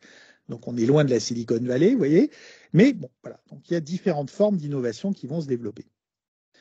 Alors le point qui m'a frappé, c'est que je me suis dit, mais au fait, pourquoi il n'y a pas de critique de l'idée d'innover? C'est quand même une obsession. Je me dis, mais pourquoi l'idée d'innover n'est jamais critiquée? Parce que, et le résultat de ma réflexion, c'est que contrairement à un objet ou à une technologie dont on perçoit les effets éventuellement négatifs, un projet d'innovation, à l'origine, ça désigne un futur, ça désigne des promesses, vous voyez, des potentiels, et donc ça n'offre pas de prise à la critique. Alors, le point qui est important, c'est aujourd'hui, donc c'est l'heure du doute. Alors ça, effectivement, toutes les enquêtes montrent qu'il y a des critiques croissantes à l'égard de l'innovation. Alors, la course à l'innovation, elle est alimentée, évidemment, comme vous le savez, par la financiarisation. Pierre-Noël Giraud, qui est un collègue de l'École des Mines, avait écrit un très beau livre il y a plus de 20 ans où il disait « La finance, c'est le commerce des promesses ». Or, l'innovation, c'est la fabrication des promesses. Donc, on voit bien que pour alimenter le commerce des promesses, il faut en fabriquer. Donc, on a besoin de beaucoup d'innovation. C'est pour ça qu'on a développé le capital risque et tous ces dispositifs qui visent à financer l'innovation des startups. Alors, ce discours pro-innovation qui semblait avoir triomphé, maintenant se heurte à des critiques de plus en plus fortes, à la fois sur les impacts écologiques et sociaux qu'elles engendrent, et puis aussi sur le sens de cette course à l'innovation pour les salariés et le public. Donc, voici venue l'heure du doute. Alors là, je ne vais pas rentrer là-dedans. dans ce débat. Il y a un point, en 2 mots, je vais essayer de vous les résumer. La question que je me suis posée, c'est pourquoi les effets négatifs, notamment des innovations technologiques, sont-ils si difficiles à identifier et anticiper? Pourquoi c'est si difficile? La raison, c'est que il faut déjà regarder la façon dont on qualifie en fait des innovations avant leur mise sur le marché. C'est-à-dire qu'en fait, chaque fois que vous développez une méthode ou vous introduisez un produit sur un marché, il doit passer en fait une phase de test, il doit répondre à des standards techniques, de qualité, des normes environnementales. Et si on regarde ces normes, ils sont mesurés à l'échelle d'un produit ou d'une technologie. C'est-à-dire qu'on ne va pas prendre en compte, en fait, les effets d'échelle et les effets temporels. Alors là, je n'ai pas le temps de vous lire cette citation de Carlos Tavares, mais le point qu'il y a à retenir, c'est qu'il y a vraiment un enjeu à changer de référentiel. C'est-à-dire à voir l'innovation différemment. Alors, comment changer de référentiel? C'est d'abord de prendre en compte l'ensemble du cycle de vie pour éviter les transferts de pollution. Aujourd'hui, les réglementations portent le plus souvent sur une partie du cycle de vie, pas sur l'ensemble du cycle de vie. Vous voyez, par exemple, la voiture électrique, les constructeurs disent que c'est une technologie propre. Alors pourquoi disent-ils ça? Parce qu'on mesure les émissions de CO2 à l'usage, mais on ne regarde pas tous les impacts liés à la production, à l'extraction des ressources, etc. Alors tant qu'on fait ça, on passe à côté du sujet, s'il vous plaît. Deuxième point, c'est qu'il faut sortir du raisonnement incrémental. Donc ça veut dire prendre en compte les effets d'échelle, les effets systémiques et temporels pour éviter la production d'irréversibilité. Alors, par exemple, vous êtes tous au courant du Dieselgate. Donc le Dieselgate, c'est non seulement un scandale sanitaire, mais c'est une catastrophe industrielle sociale. C'est-à-dire que c'est des millions d'emplois qui sont menacés, c'est une reconversion extrêmement coûteuse à réaliser. Parce qu'il n'y a pas eu d'anticipation d'un certain nombre d'effets qu'on pouvait anticiper. Et donc là, avec la voiture électrique, si je prends l'exemple de l'automobile, et qu'on est toujours dans une logique de croissance, le parc mondial aujourd'hui, c'est 1,5 milliard de véhicules. Donc imaginons que dans 20-30 ans, il y ait 2 ou 3 milliards de voitures. Est-ce que vous pensez qu'on aura les ressources suffisantes pour produire ces 2 à 3 milliards de voitures? Est-ce que ça ne va pas engendrer davantage, toujours plus d'étalement urbain, d'artificialisation des sols, etc. Enfin, toute une série de problèmes qui ne se mesurent pas à l'échelle d'un produit, mais qui doivent être évalués dans le cadre d'une pensée plus systémique. Et puis, évidemment, la question des impacts sociaux dans les chaînes globales de valeur, parce que les innovations aujourd'hui sont complètement globalisées. Et quand vous achetez un vêtement, par exemple, évidemment, il n'est plus fabriqué en Europe. Il est fabriqué à l'autre bout du monde avec des processus extrêmement complexes. Et le prix ne reflète absolument pas les externalités négatives qu'engendre le t-shirt. Voyez, donc quand vous achetez des t-shirts à 5 €, le coût des pollutions engendrées par la fabrication de ce t-shirt, c'est bien plus que 5 €. Donc le prix n'a absolument aucun sens. Alors, peut-être un petit point, il me reste combien de temps? Combien de temps? Bon, 5 minutes. Alors ça, en fait, ça a déjà été dit, donc je vais pas le redévelopper. Donc ça, c'était la phase sombre d'innovation managériale. Donc il y a beaucoup d'innovations où on promet la responsabilisation, la participation, la libération. Vous avez entendu parler des entreprises libérées, de l'holacratie, etc. C'est pas qu'en soi elles soient problématiques. C'est la question, c'est les injonctions contradictoires. C'est quand en même temps, on fait soi-disant de la libération, mais on continue à avoir des KPI avec des indicateurs de performance et une pression course au changement. Donc ça ne fonctionne pas. Alors, comment innover autrement? Alors, vous pourriez dire, on pourrait arrêter d'innover. Le problème, c'est que le statu quo, en fait, n'est pas compatible avec le respect des limites planétaires et la perte de sens des salariés, et donc la crise de confiance que j'évoquais. Donc, dès lors, comment innover autrement? Alors, j'explore 2 voies dans le livre, que je vais brièvement exposer, qui est de responsabiliser les acteurs de l'innovation, et ensuite, la deuxième voie, c'est celle de la sobriété. Alors, responsabiliser les acteurs de l'innovation, je me suis beaucoup appuyé sur le philosophe Hans Jonas, que vous connaissez peut-être, qui avait écrit un livre en 79 qui a eu beaucoup d'impact, qui s'appelle Le principe responsabilité, où il défend une idée qui est absolument cruciale, qui est de dire, dans nos sociétés modernes, technologiques, avec une puissance technologique inédite, l'enjeu, c'est pas la responsabilité rétrospective, qui est la responsabilité juridique classique. Vous voyez, comme le pollueur-payeur. On attend qu'il y ait une pollution, puis après, par imputation causale, on va essayer d'identifier des responsables. Parce que c'est déjà trop tard, en fait. Quand vous êtes dans le pollueur-payeur, vous êtes dans le cas du Dieselgate, c'est trop tard. Il y a déjà des milliers d'usines, des millions d'employés, etc. Donc, c'est des problèmes à gérer. L'enjeu, c'est d'aller vers une responsabilité projective, c'est-à-dire orientée vers le futur. Alors, comment faire ? Alors, je n'ai pas de baguette magique. Ce que j'ai fait dans le livre, c'est j'ai essayé de repérer différents dispositifs de responsabilisation projective. Je me suis dit, qu'est-ce qui existe, qu'est-ce qui pourrait être étendu ou expérimenté. Alors, on peut, par exemple, changer les règles comptables. Je crois que vous aviez invité Alexandre Rambaud. Donc, on peut faire de la comptabilité multicapitaux. On peut généraliser des techniques d'évaluation projective. Donc, comme par exemple l'analyse de cycle de vie, ou faire du design fiction, c'est-à-dire essayer de se projeter en faisant de la prospective différemment, c'est-à-dire en essayant d'imaginer des situations qui ont du sens et qui donnent de l'espoir aux individus et aux entreprises. Ça peut être également de changer la gouvernance de l'innovation en associant des parties prenantes au processus d'innovation. C'est ce qu'on appelle l'innovation responsable et démocratique. Et puis, dernier point, ça peut être de responsabiliser les acteurs par le droit et l'action publique. Donc là, il y a plein de pistes qui sont expérimentées aujourd'hui. Ça peut être de protéger les communs mondiaux, c'est-à-dire de donner, par exemple, un statut juridique à des entités naturelles, des fleuves, des forêts. Ça peut être de mettre en œuvre un devoir de vigilance. Donc, vous savez qu'il y a une loi qui avait été lancée en France et qui est reprise au niveau européen. Ça peut être de transformer le droit des sociétés en créant, par exemple, des statuts de société à mission. C'est-à-dire, on cherche à protéger une mission sociétale. Et ça peut être également, par exemple, si vous connaissez la responsabilité élargie des producteurs, d'étendre cette logique vers des enjeux de prévention, de durabilité, de réparabilité. Et puis, évidemment, on peut aussi activer le levier de la fiscalité. Alors, deuxième axe, c'est la sobriété. Alors évidemment, vous serez tous d'accord avec moi que nous sommes dans la fin de la société d'abondance. Hein. Les sociétés modernes, comme le dit le livre de Charbonnier, que vous connaissez peut-être, c'est Abondance et liberté, est fondé sur deux piliers, abondance des ressources, liberté d'entreprendre.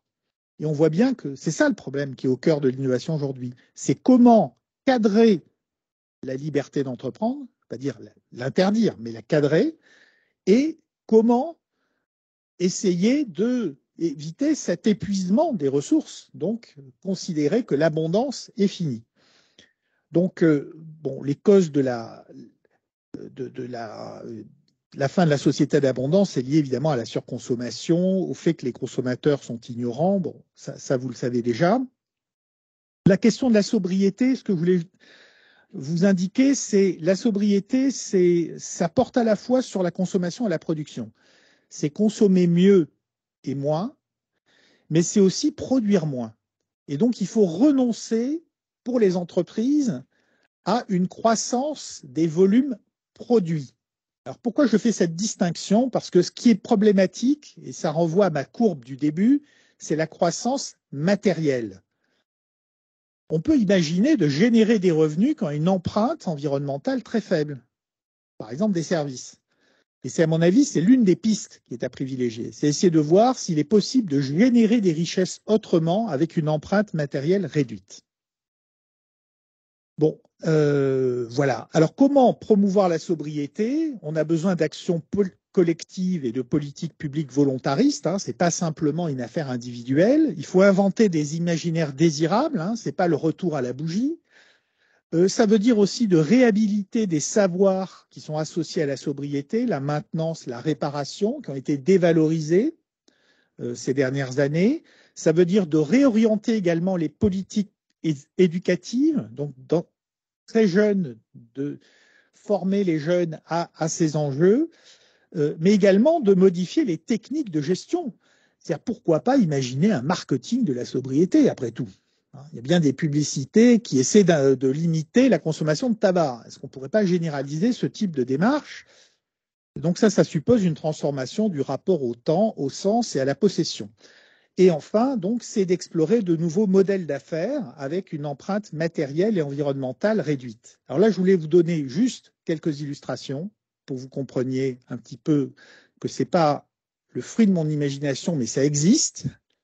Donc là, on a écrit un livre qui s'appelle L'économie circulaire, qui est à la découverte, la collection Repères. Et une des pistes sur lesquelles on travaille aujourd'hui, c'est l'allongement de la durée de vie des produits et des infrastructures, ce qu'on pourrait appeler la durabilité programmée. C'est-à-dire que vous savez que la tendance, malheureusement, c'est l'obsolescence programmée.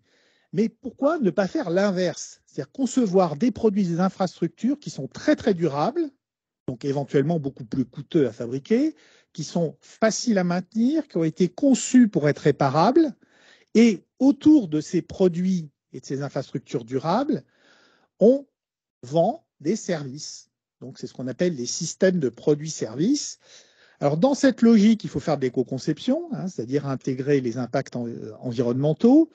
Ça ne veut pas dire qu'on supprime le high-tech, mais il faut faire preuve de discernement. Par exemple, si vous voulez faire de la maintenance prédictive, vous avez besoin d'objets connectés, donc c'est utile. Mais le high-tech en soi, ce n'est pas une fin en soi. Vous voyez, il y a besoin certainement de redécouvrir le potentiel des low-tech et de solutions anciennes. Par exemple, là, je me suis déplacé en tramway, mais il faut se rappeler qu'au début du XXe siècle, il y en avait partout, et puis ça a complètement disparu. Et on revient à des solutions qu'on connaissait il y a longtemps et qui sont certainement très intéressantes.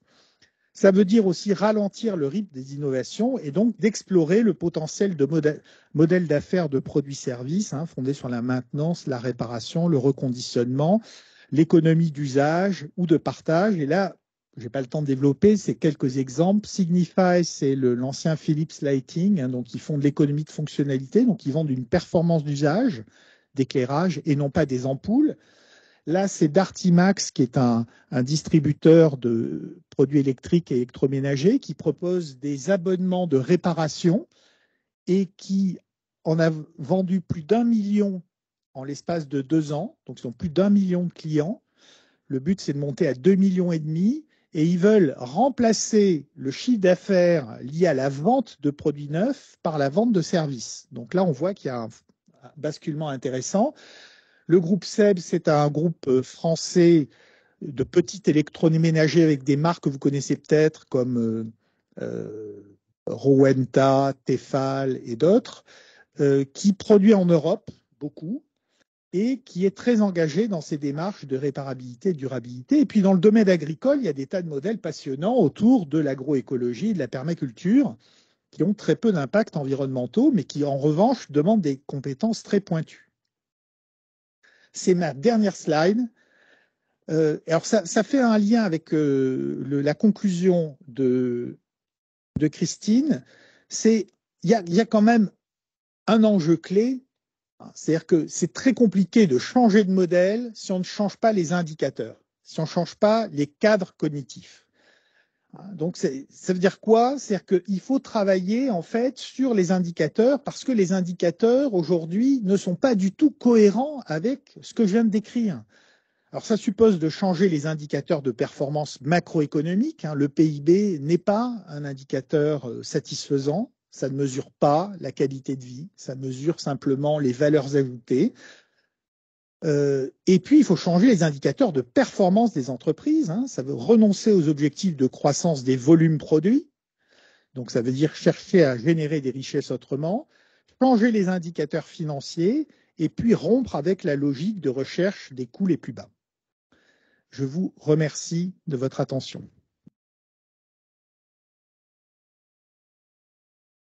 Merci beaucoup pour cet exposé. On est passé de l'hyper-innovation et du transfert de pollution pour finir sur la responsabilisation projective et la sobriété, y compris dans la production. Donc, on a eu tout un voyage grâce à Franck Agéry. Alors, là, c'est la partie la plus difficile. Donc, Pour rien vous cacher, Pedro, ça fait longtemps qu'on voulait l'inviter.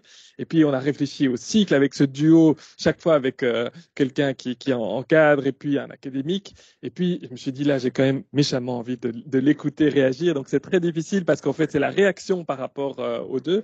Et il a accepté de se prêter au jeu, ou en tout cas de se mouiller par rapport à ceci. Donc, un grand merci déjà pour cet exercice qui n'est pas évident de rebondir sur ces exposés. Et donc, suite à l'intervention de Pedro, on ouvrira pour encore une vingtaine de minutes au public. Voilà, Pedro. Merci Marek. Merci Christine et Franck. Donc, je suis Pedro. Je vais clôturer ici en quelques minutes ce que je fais d'habitude en 1 heure et quelques. Je suis docteur en sciences appliquées, j'ai un master en gestion. J'avais fait toute la carrière qu'il faut, qui a été dictée par ce qu'on nous a dit à l'école, nos parents, etc., jusqu'au jour où je vois mourir mon père, accident domestique du jour au lendemain. Tout s'écroule, mes valeurs, mes priorités dans la vie. Et à ce moment-là, se fait une introspection profonde, un effondrement, un deuil, qui remet en question qui j'avais été jusque-là, carriériste, accumulation de diplômes, tout ce qui était promis, tout ce qui était dans les codes de notre société actuelle. Ce qui s'est passé, c'est qu'il y a eu une renaissance, une espèce de métamorphose d'union entre ce chercheur scientifique que j'avais été et tout un pan de moi qui avait été interdit jusque-là, qui était le pan hypersensible, intuitif, et a donné, à partir de là, une action qui était celle de commencer à m'intéresser aux questions profondes, fondamentales, existentielles de l'humain. On m'appelle peu après, enfin quelques années après, pour faire ce discours aux ingénieurs, où je parle de ce questionnement et de cette quête de sens.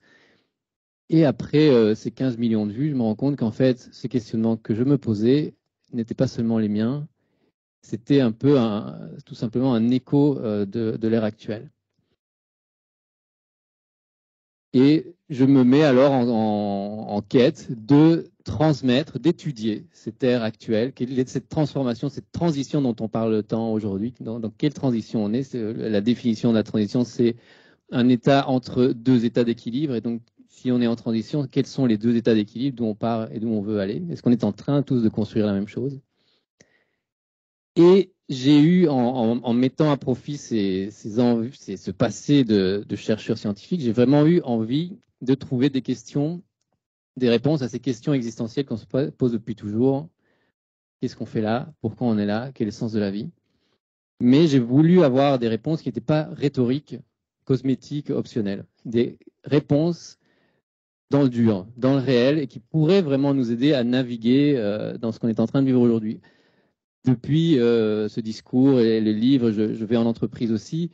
On m'appelle parce que les RH ont aujourd'hui des nouveaux problèmes RH qu'ils n'avaient pas avant. Les entreprises ont toujours eu des problèmes et ça, c'est pas grave. C'est le but même de l'entreprise de résoudre des problèmes. Mais ici, s'ajoutent des nouveaux problèmes qu'ils n'avaient pas avant et qui sont d'ordre humain. Des problèmes de dépression, de démission, de manque d'attractivité, etc. Et alors, comment répondre à ça? Je vais devoir faire vite. Et ça fait le lien avec pas mal de choses qu'on a vues parce que ça répond en même temps à la question des nouveaux problèmes. Ça répond à la question de comment ça se fait qu'on n'est pas capable de remettre en question l'innovation. Comment ça se fait qu'on n'est pas capable de remettre en question la croissance? Comment ça se fait qu'on est tous perdus, désœuvrés par rapport à ces nouveaux problèmes et que personne n'a encore trouvé les réponses à ça? Eh bien, je vais essayer d'être court pour vous donner la réponse. En commençant, et Christine va être contente parce que c'est un paradoxe. Parce que je pars du constat actuel. Le constat actuel même qu'on est en train de vivre est un paradoxe en soi. Donc, c'est pas étonnant qu'on en voit partout, vu que le constat même est un paradoxe. Si je prends ici, à gauche, un récipient que je vais remplir parce que c'est le récipient qui va illustrer tous les domaines dans lesquels on a excellé. Donc, on est dans cette situation historique où on a été excellent de façon inédite sur plein de domaines. On a été excellent en soins de santé, en confort matériel, en technologie et au niveau scientifique qui nous a permis d'arriver à tout ça. On est à des niveaux qui sont inédits. L'autre jour, je voyais un médecin qui pelait un œuf. Ça, c'est pas ouf. Ce qui était incroyable, c'est qu'il pelait l'œuf et à distance, à 2000 km, un robot était en train de peler cet œuf de la même façon que le médecin était en train de faire et il l'a décortiqué, il l'a remis. Si on parlait de tout ça, de ces thermostats qui sont régulés au dixième de degré près en permanence chez nous, si on parlait de tout ça à quelqu'un il y a à peine 200 ans, qui est en train de mourir de froid, qui est en train dont son voisin est en train de mourir parce qu'il a fait tomber bêtement un marteau sur son orteil, ils sont en train de se gangréner, etc. Il nous dirait que c'est incroyable ce qu'on a fait. En fait, à ses yeux, c'est le paradis. On est en train de vivre au paradis et que personne aujourd'hui ne saurait être malheureux. Vous le voyez venir, le paradoxe. Christine avait peur d'être un peu plombante. Franchement, ce que tu as fait, c'est facile. Je peux aller beaucoup plus loin. Parce que si je fais un deuxième récipient ici, que je dis que c'est le cœur de nos existences, si je fais un micro-trottoir, si dans n'importe quelle ville du monde entier, si je vous pose ici la question, quelle est la priorité de vos vies? Dans 9 cas sur 10, la réponse, ça va être que mes proches et moi-même soyons heureux. Ça, c'est la priorité de toutes nos existences du monde entier. C'est universel, c'est la priorité. Eh bien, cette priorité-là, aujourd'hui, elle est ici. On disait qu'on stagne depuis les années 70. Moi, j'irai encore plus loin, c'est qu'on n'a jamais, toutes les statistiques prouvent qu'on n'a jamais été aussi malheureux en temps de paix qu'aujourd'hui. Les taux de burn-out, de dépression, je voyais, c'est des choses que j'étudie, donc je regarde ces statistiques. Il y a 3 semaines, il y avait voilà, je disais ça a plombé, mais il y a l'antenne belge de répression du suicide, de défense, de conseil face au suicide, sont débordés. Ils ont fait x2 en 4 ans d'appels. Donc, qu'est-ce qui fait que on est d'une part excessivement performant d'un côté et que ça ne percole pas là où nous sommes, là où c'est la priorité de nos vies? Qu'est-ce qui fait qu'on n'est pas en train de faire percoler de l'un à l'autre? Eh bien, pour faire court, et ça répond à la question de pourquoi on n'est pas capable, de parler de ces problèmes-là. C'est parce que j'étais en arrière et je suis arrivé plus ou moins aussi au nœud du problème qui s'est produit lors de la révolution industrielle. Lors de la révolution industrielle, il s'est passé quelque chose. Et c'est marrant parce que c'est une réponse que j'entends rarement, d'avoir ce genre de réponse aux problèmes actuels. Ce qui s'est passé lors de la révolution industrielle avec ce brave gaillard d'il y a 200 ans qui mourait de chaud, de froid, en donnant la vie, en cognant contre les portes, de grippe. Si je fais un feu ici maintenant que cette salle est hyper bien chauffée, etc., si je fais un feu, vous allez trouver ça sympa, joli, à la limite. Cet homme qui est dans une cabane, qui meurt de froid littéralement, dans une clairière de forêt ou dans une cabane mal isolée, si je fais un feu devant lui, ce feu, à côté de ses enfants qui sont en train de mourir de grippe, de froid littéralement, ce feu, c'est pas quelque chose de sympa ou de joli. À une époque où on manquait de tout au niveau de confort matériel, le confort matériel, si on lui amène ce feu, si en plus c'est un pellet, un feu à pellet design avec un thermostat, je raconte même pas, Mais à ce moment-là, le feu, le confort matériel devient le bonheur, devient tout. C'est la gratitude, c'est sa vie entière. On est en train de lui sauver la vie. Donc, la commodité matérielle est devenue la priorité. Et depuis, c'est produit cet amalgame incroyable qui est de joindre le confort matériel au bonheur à ce moment-là. Et depuis, vous avez la preuve aujourd'hui, on est devenu matérialiste au sens philosophique du terme. Je n'ai pas le temps de tout détailler, mais on est devenu matérialiste et donc depuis, tout doit être tangible, quantifiable pour être sérieux, pour être pris au sérieux. Et ça m'amène à la raison pour laquelle on est sans mots, littéralement sans mots pour faire face à ce problème qui est de l'ordre de l'immatériel. C'est qu'on a oublié, en focalisant complètement dans le matériel, on a oublié que nous ne sommes pas constitués uniquement de matière. Le jour où je serai uniquement constitué de matière, je serai un cadavre de 70 kilos, 65 kilos de fluide, de chair et d'os. En attendant, je suis capable de m'émouvoir, c'est immatériel. Je suis capable de tisser des liens avec des inconnus ce soir, c'est immatériel. Je suis capable d'être amoureux, c'est immatériel, d'élever des gens, de vouloir inspirer, d'être malheureux, d'être triste, d'inventer des univers complets. Tout ça est immatériel. Et donc, vous connaissez bien la pyramide de Maslow, c'est là qu'on a centré pas mal de notre management et de notre société, c'est avec les besoins physiologiques qui sont à la base. Ce que je suis en train de dire, c'est qu'on doit, à présent, on est à un moment de notre histoire où on commence à se rendre compte et tous les problèmes que l'on est en train de voir sont des symptômes du fait que l'on a oublié que l'on a des besoins fondamentaux immatériels.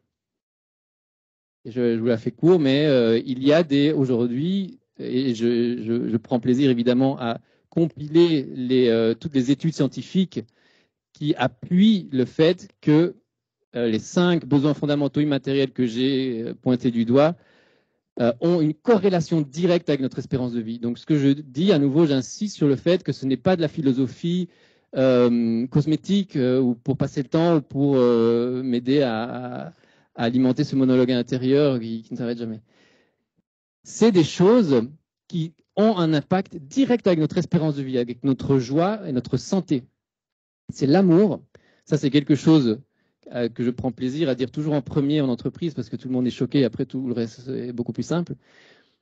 L'amour, c'est un besoin fondamental immatériel qui a complètement été passé sous silence, sous ses diverses formes. Je peux comprendre qu'on n'ait pas envie de parler d'amour passionnel en entreprise, ça va pouvoir créer certains problèmes d'efficacité. Mais il y a tellement d'autres types d'amour qui sont fondamentaux et qui doivent être pris en compte dans ce nouveau leadership dont tu parlais. C'est l'amour propre. L'amour propre qui est alimenté par cet amour inconditionnel qui aurait dû ou qui doit être là des parents. C'est la prise de responsabilité. Pour moi, l'amour propre est le début de la liberté. C'est le début de la prise de responsabilité, d'être capable d'être vulnérable. Si on n'a pas un amour propre qui soit fort, ce n'est pas possible.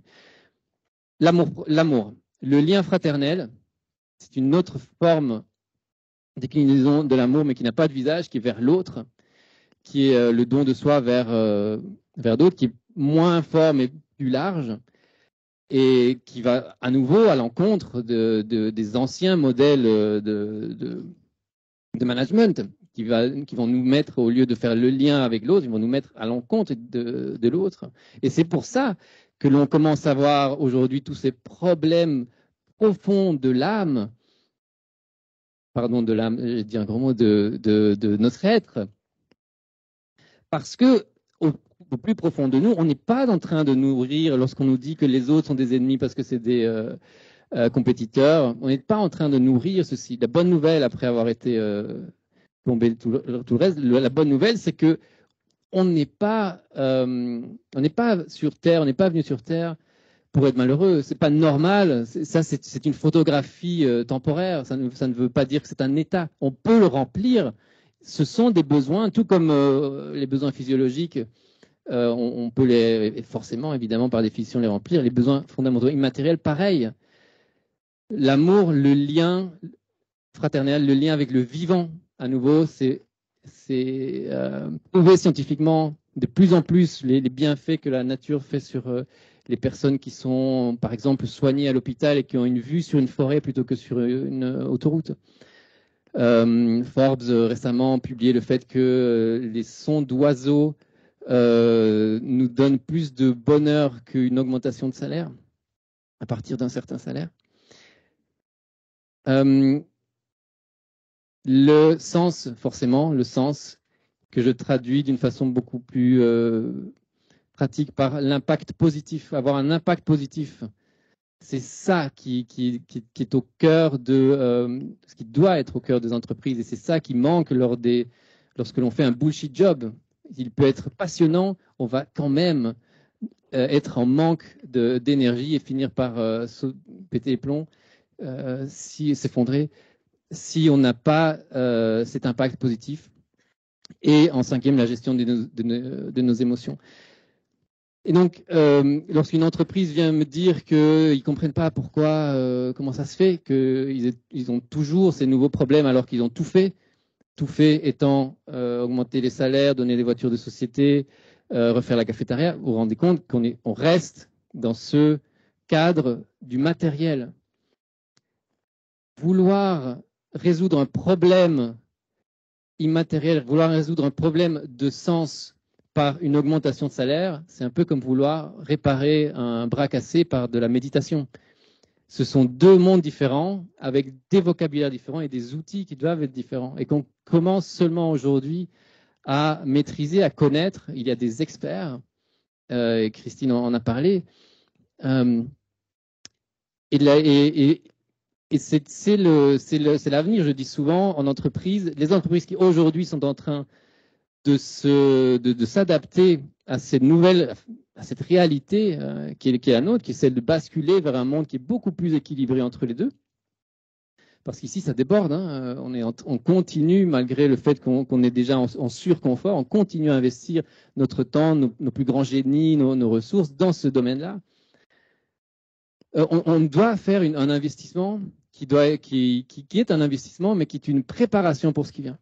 Comme les entreprises qui sont en train de se préparer pour le pic pétrolier, pour être zéro carbone, etc., on va devoir aussi, c'est aussi un homework en plus de tout le reste, mais c'est la vérité, se préparer aussi à un monde qui va être beaucoup plus équilibré entre le matériel et l'immatériel. Merci.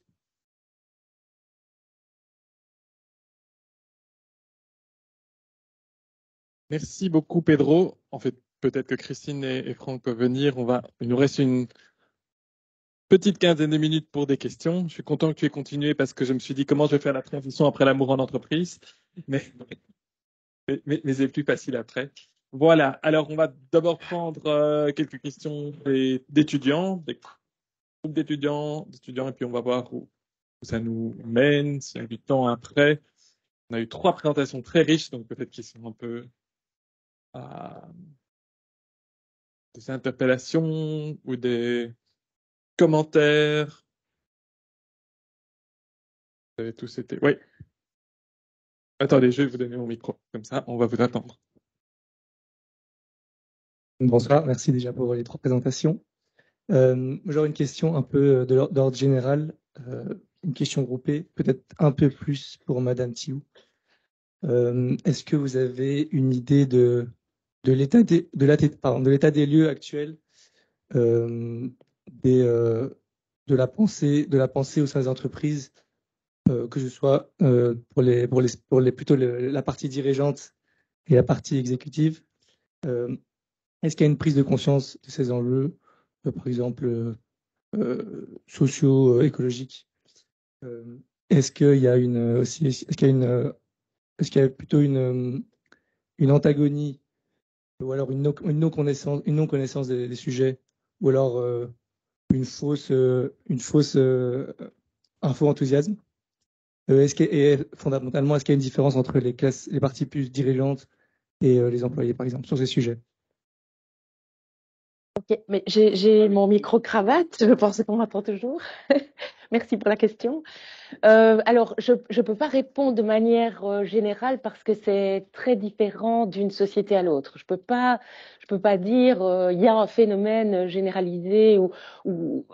Alors,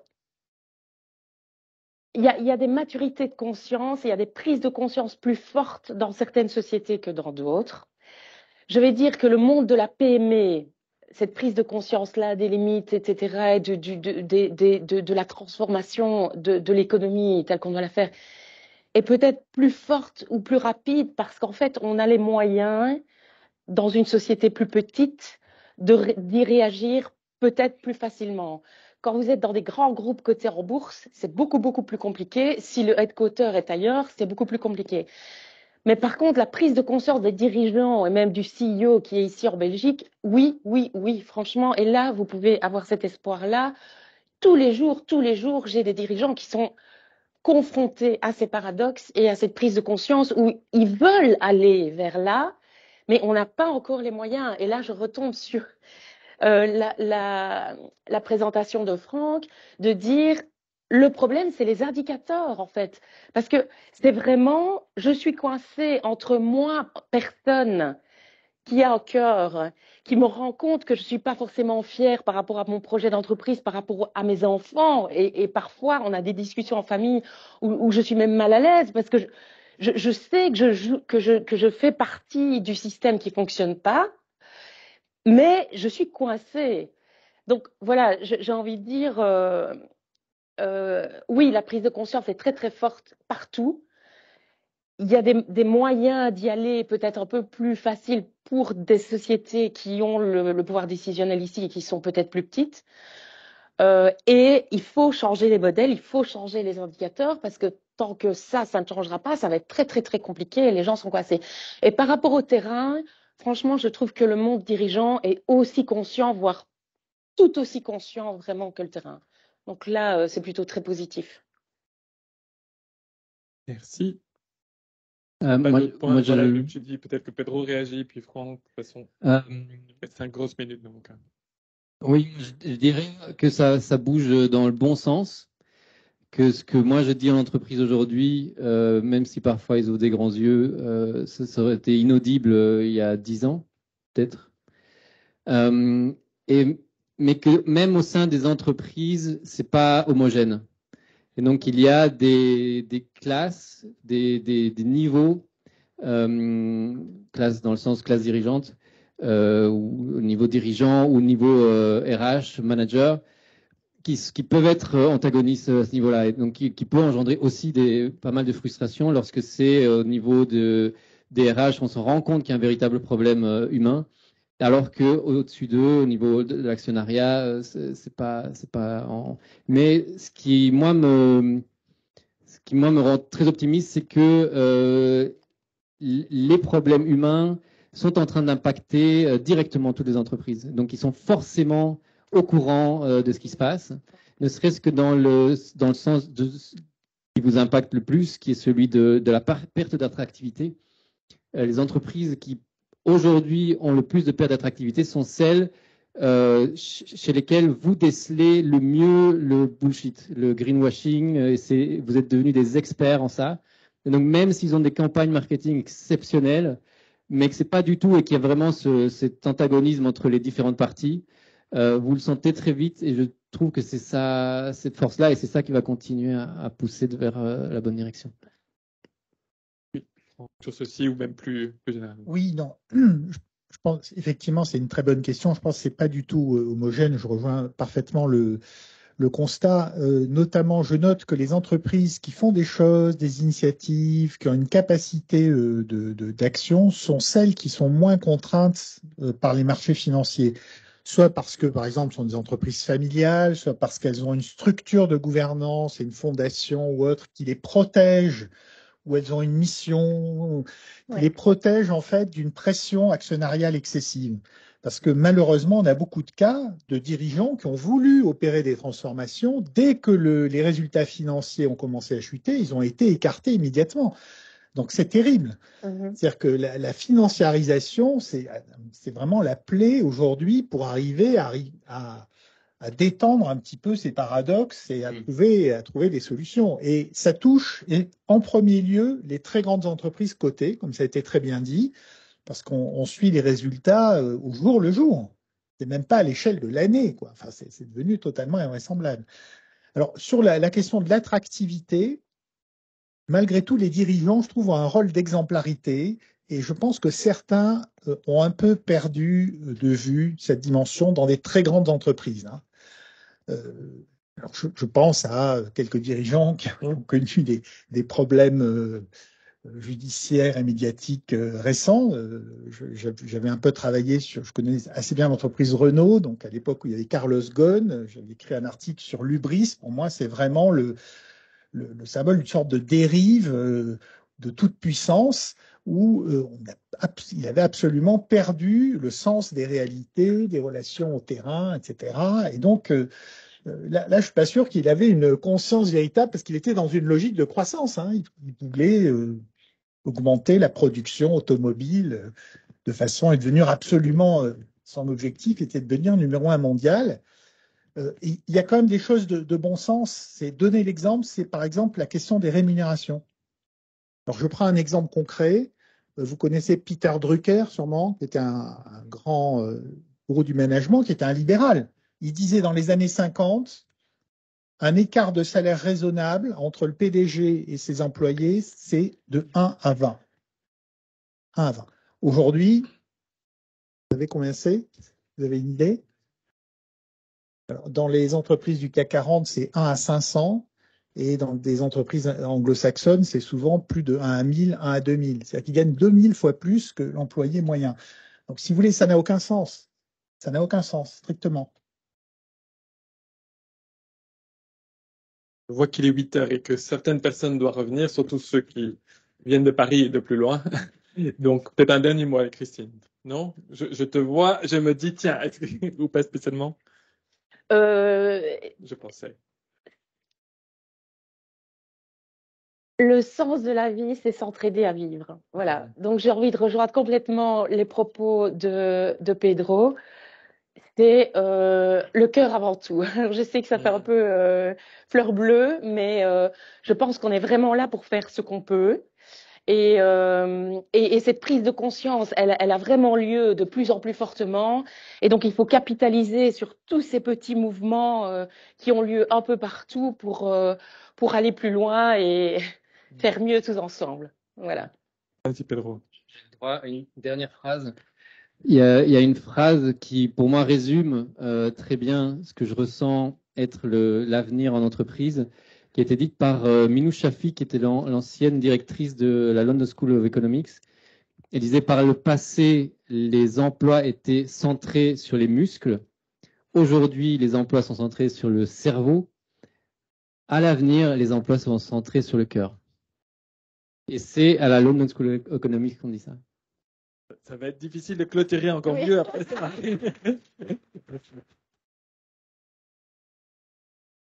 Peut-être encore arracher 30 secondes, pour 30 secondes, pour remercier quand même nos 3 orateurs d'être venus. C'était vraiment des beaux exposés très complémentaires. Je pense que vraiment on a pu avoir une première réponse et entamer vraiment toute la réflexion chacun sur cette question de l'épuisement. Moi, je retiens peut-être 3 mots. Le mot de l'humain, en effet, hein, le cœur, l'humain qui ressort. Et en effet, je pense que ça a beaucoup de sens dans le terme de management humain, qui est un élément qui est de plus en plus important. La question de l'horizon, la question du temps, hein, dont on parlait en effet, de l'horizon temporel, à la fois dans la rapidité, hein, c'est un peu quelque chose de transversal dans les exposés, la rapidité à laquelle on doit répondre, la rapidité à laquelle on doit être dans les mécanismes de reporting, cette question du temps de travail, de l'horizon temporel qui m'a l'air important. Et 3e élément qui va faire un petit peu le lien quand même, hein, je vous fais un peu le teasing de déjà ce qui sera la semaine prochaine, c'est la question de la protection. J'aime beaucoup de comment est-ce qu'on peut protéger en entreprise les pratiques, les mécanismes, les ambitions, les stratégies qui visent justement à créer plus de sens, qui visent justement à éviter cet épuisement quels sont les mécanismes, y compris, vous me voyez venir, les mécanismes de gouvernance qui peuvent permettre de protéger justement cette énergie-là en entreprise, parce qu'elle existe, parce qu'en effet, je pense, comme disait Pedro, quelquefois, elle est amoindrie, elle est diminuée par d'autres mécanismes, notamment liés à la financiarisation. Qu'est-ce qu'on peut faire? Et ça, on va en parler le 15. On va en parler la semaine prochaine avec Pierre Mottet et Blanche Egrestin, parce qu'on va parler le 15 de gouvernance. C'est le sujet de la 3e séance. Bonne soirée, bon appétit, à bientôt. Merci. Merci.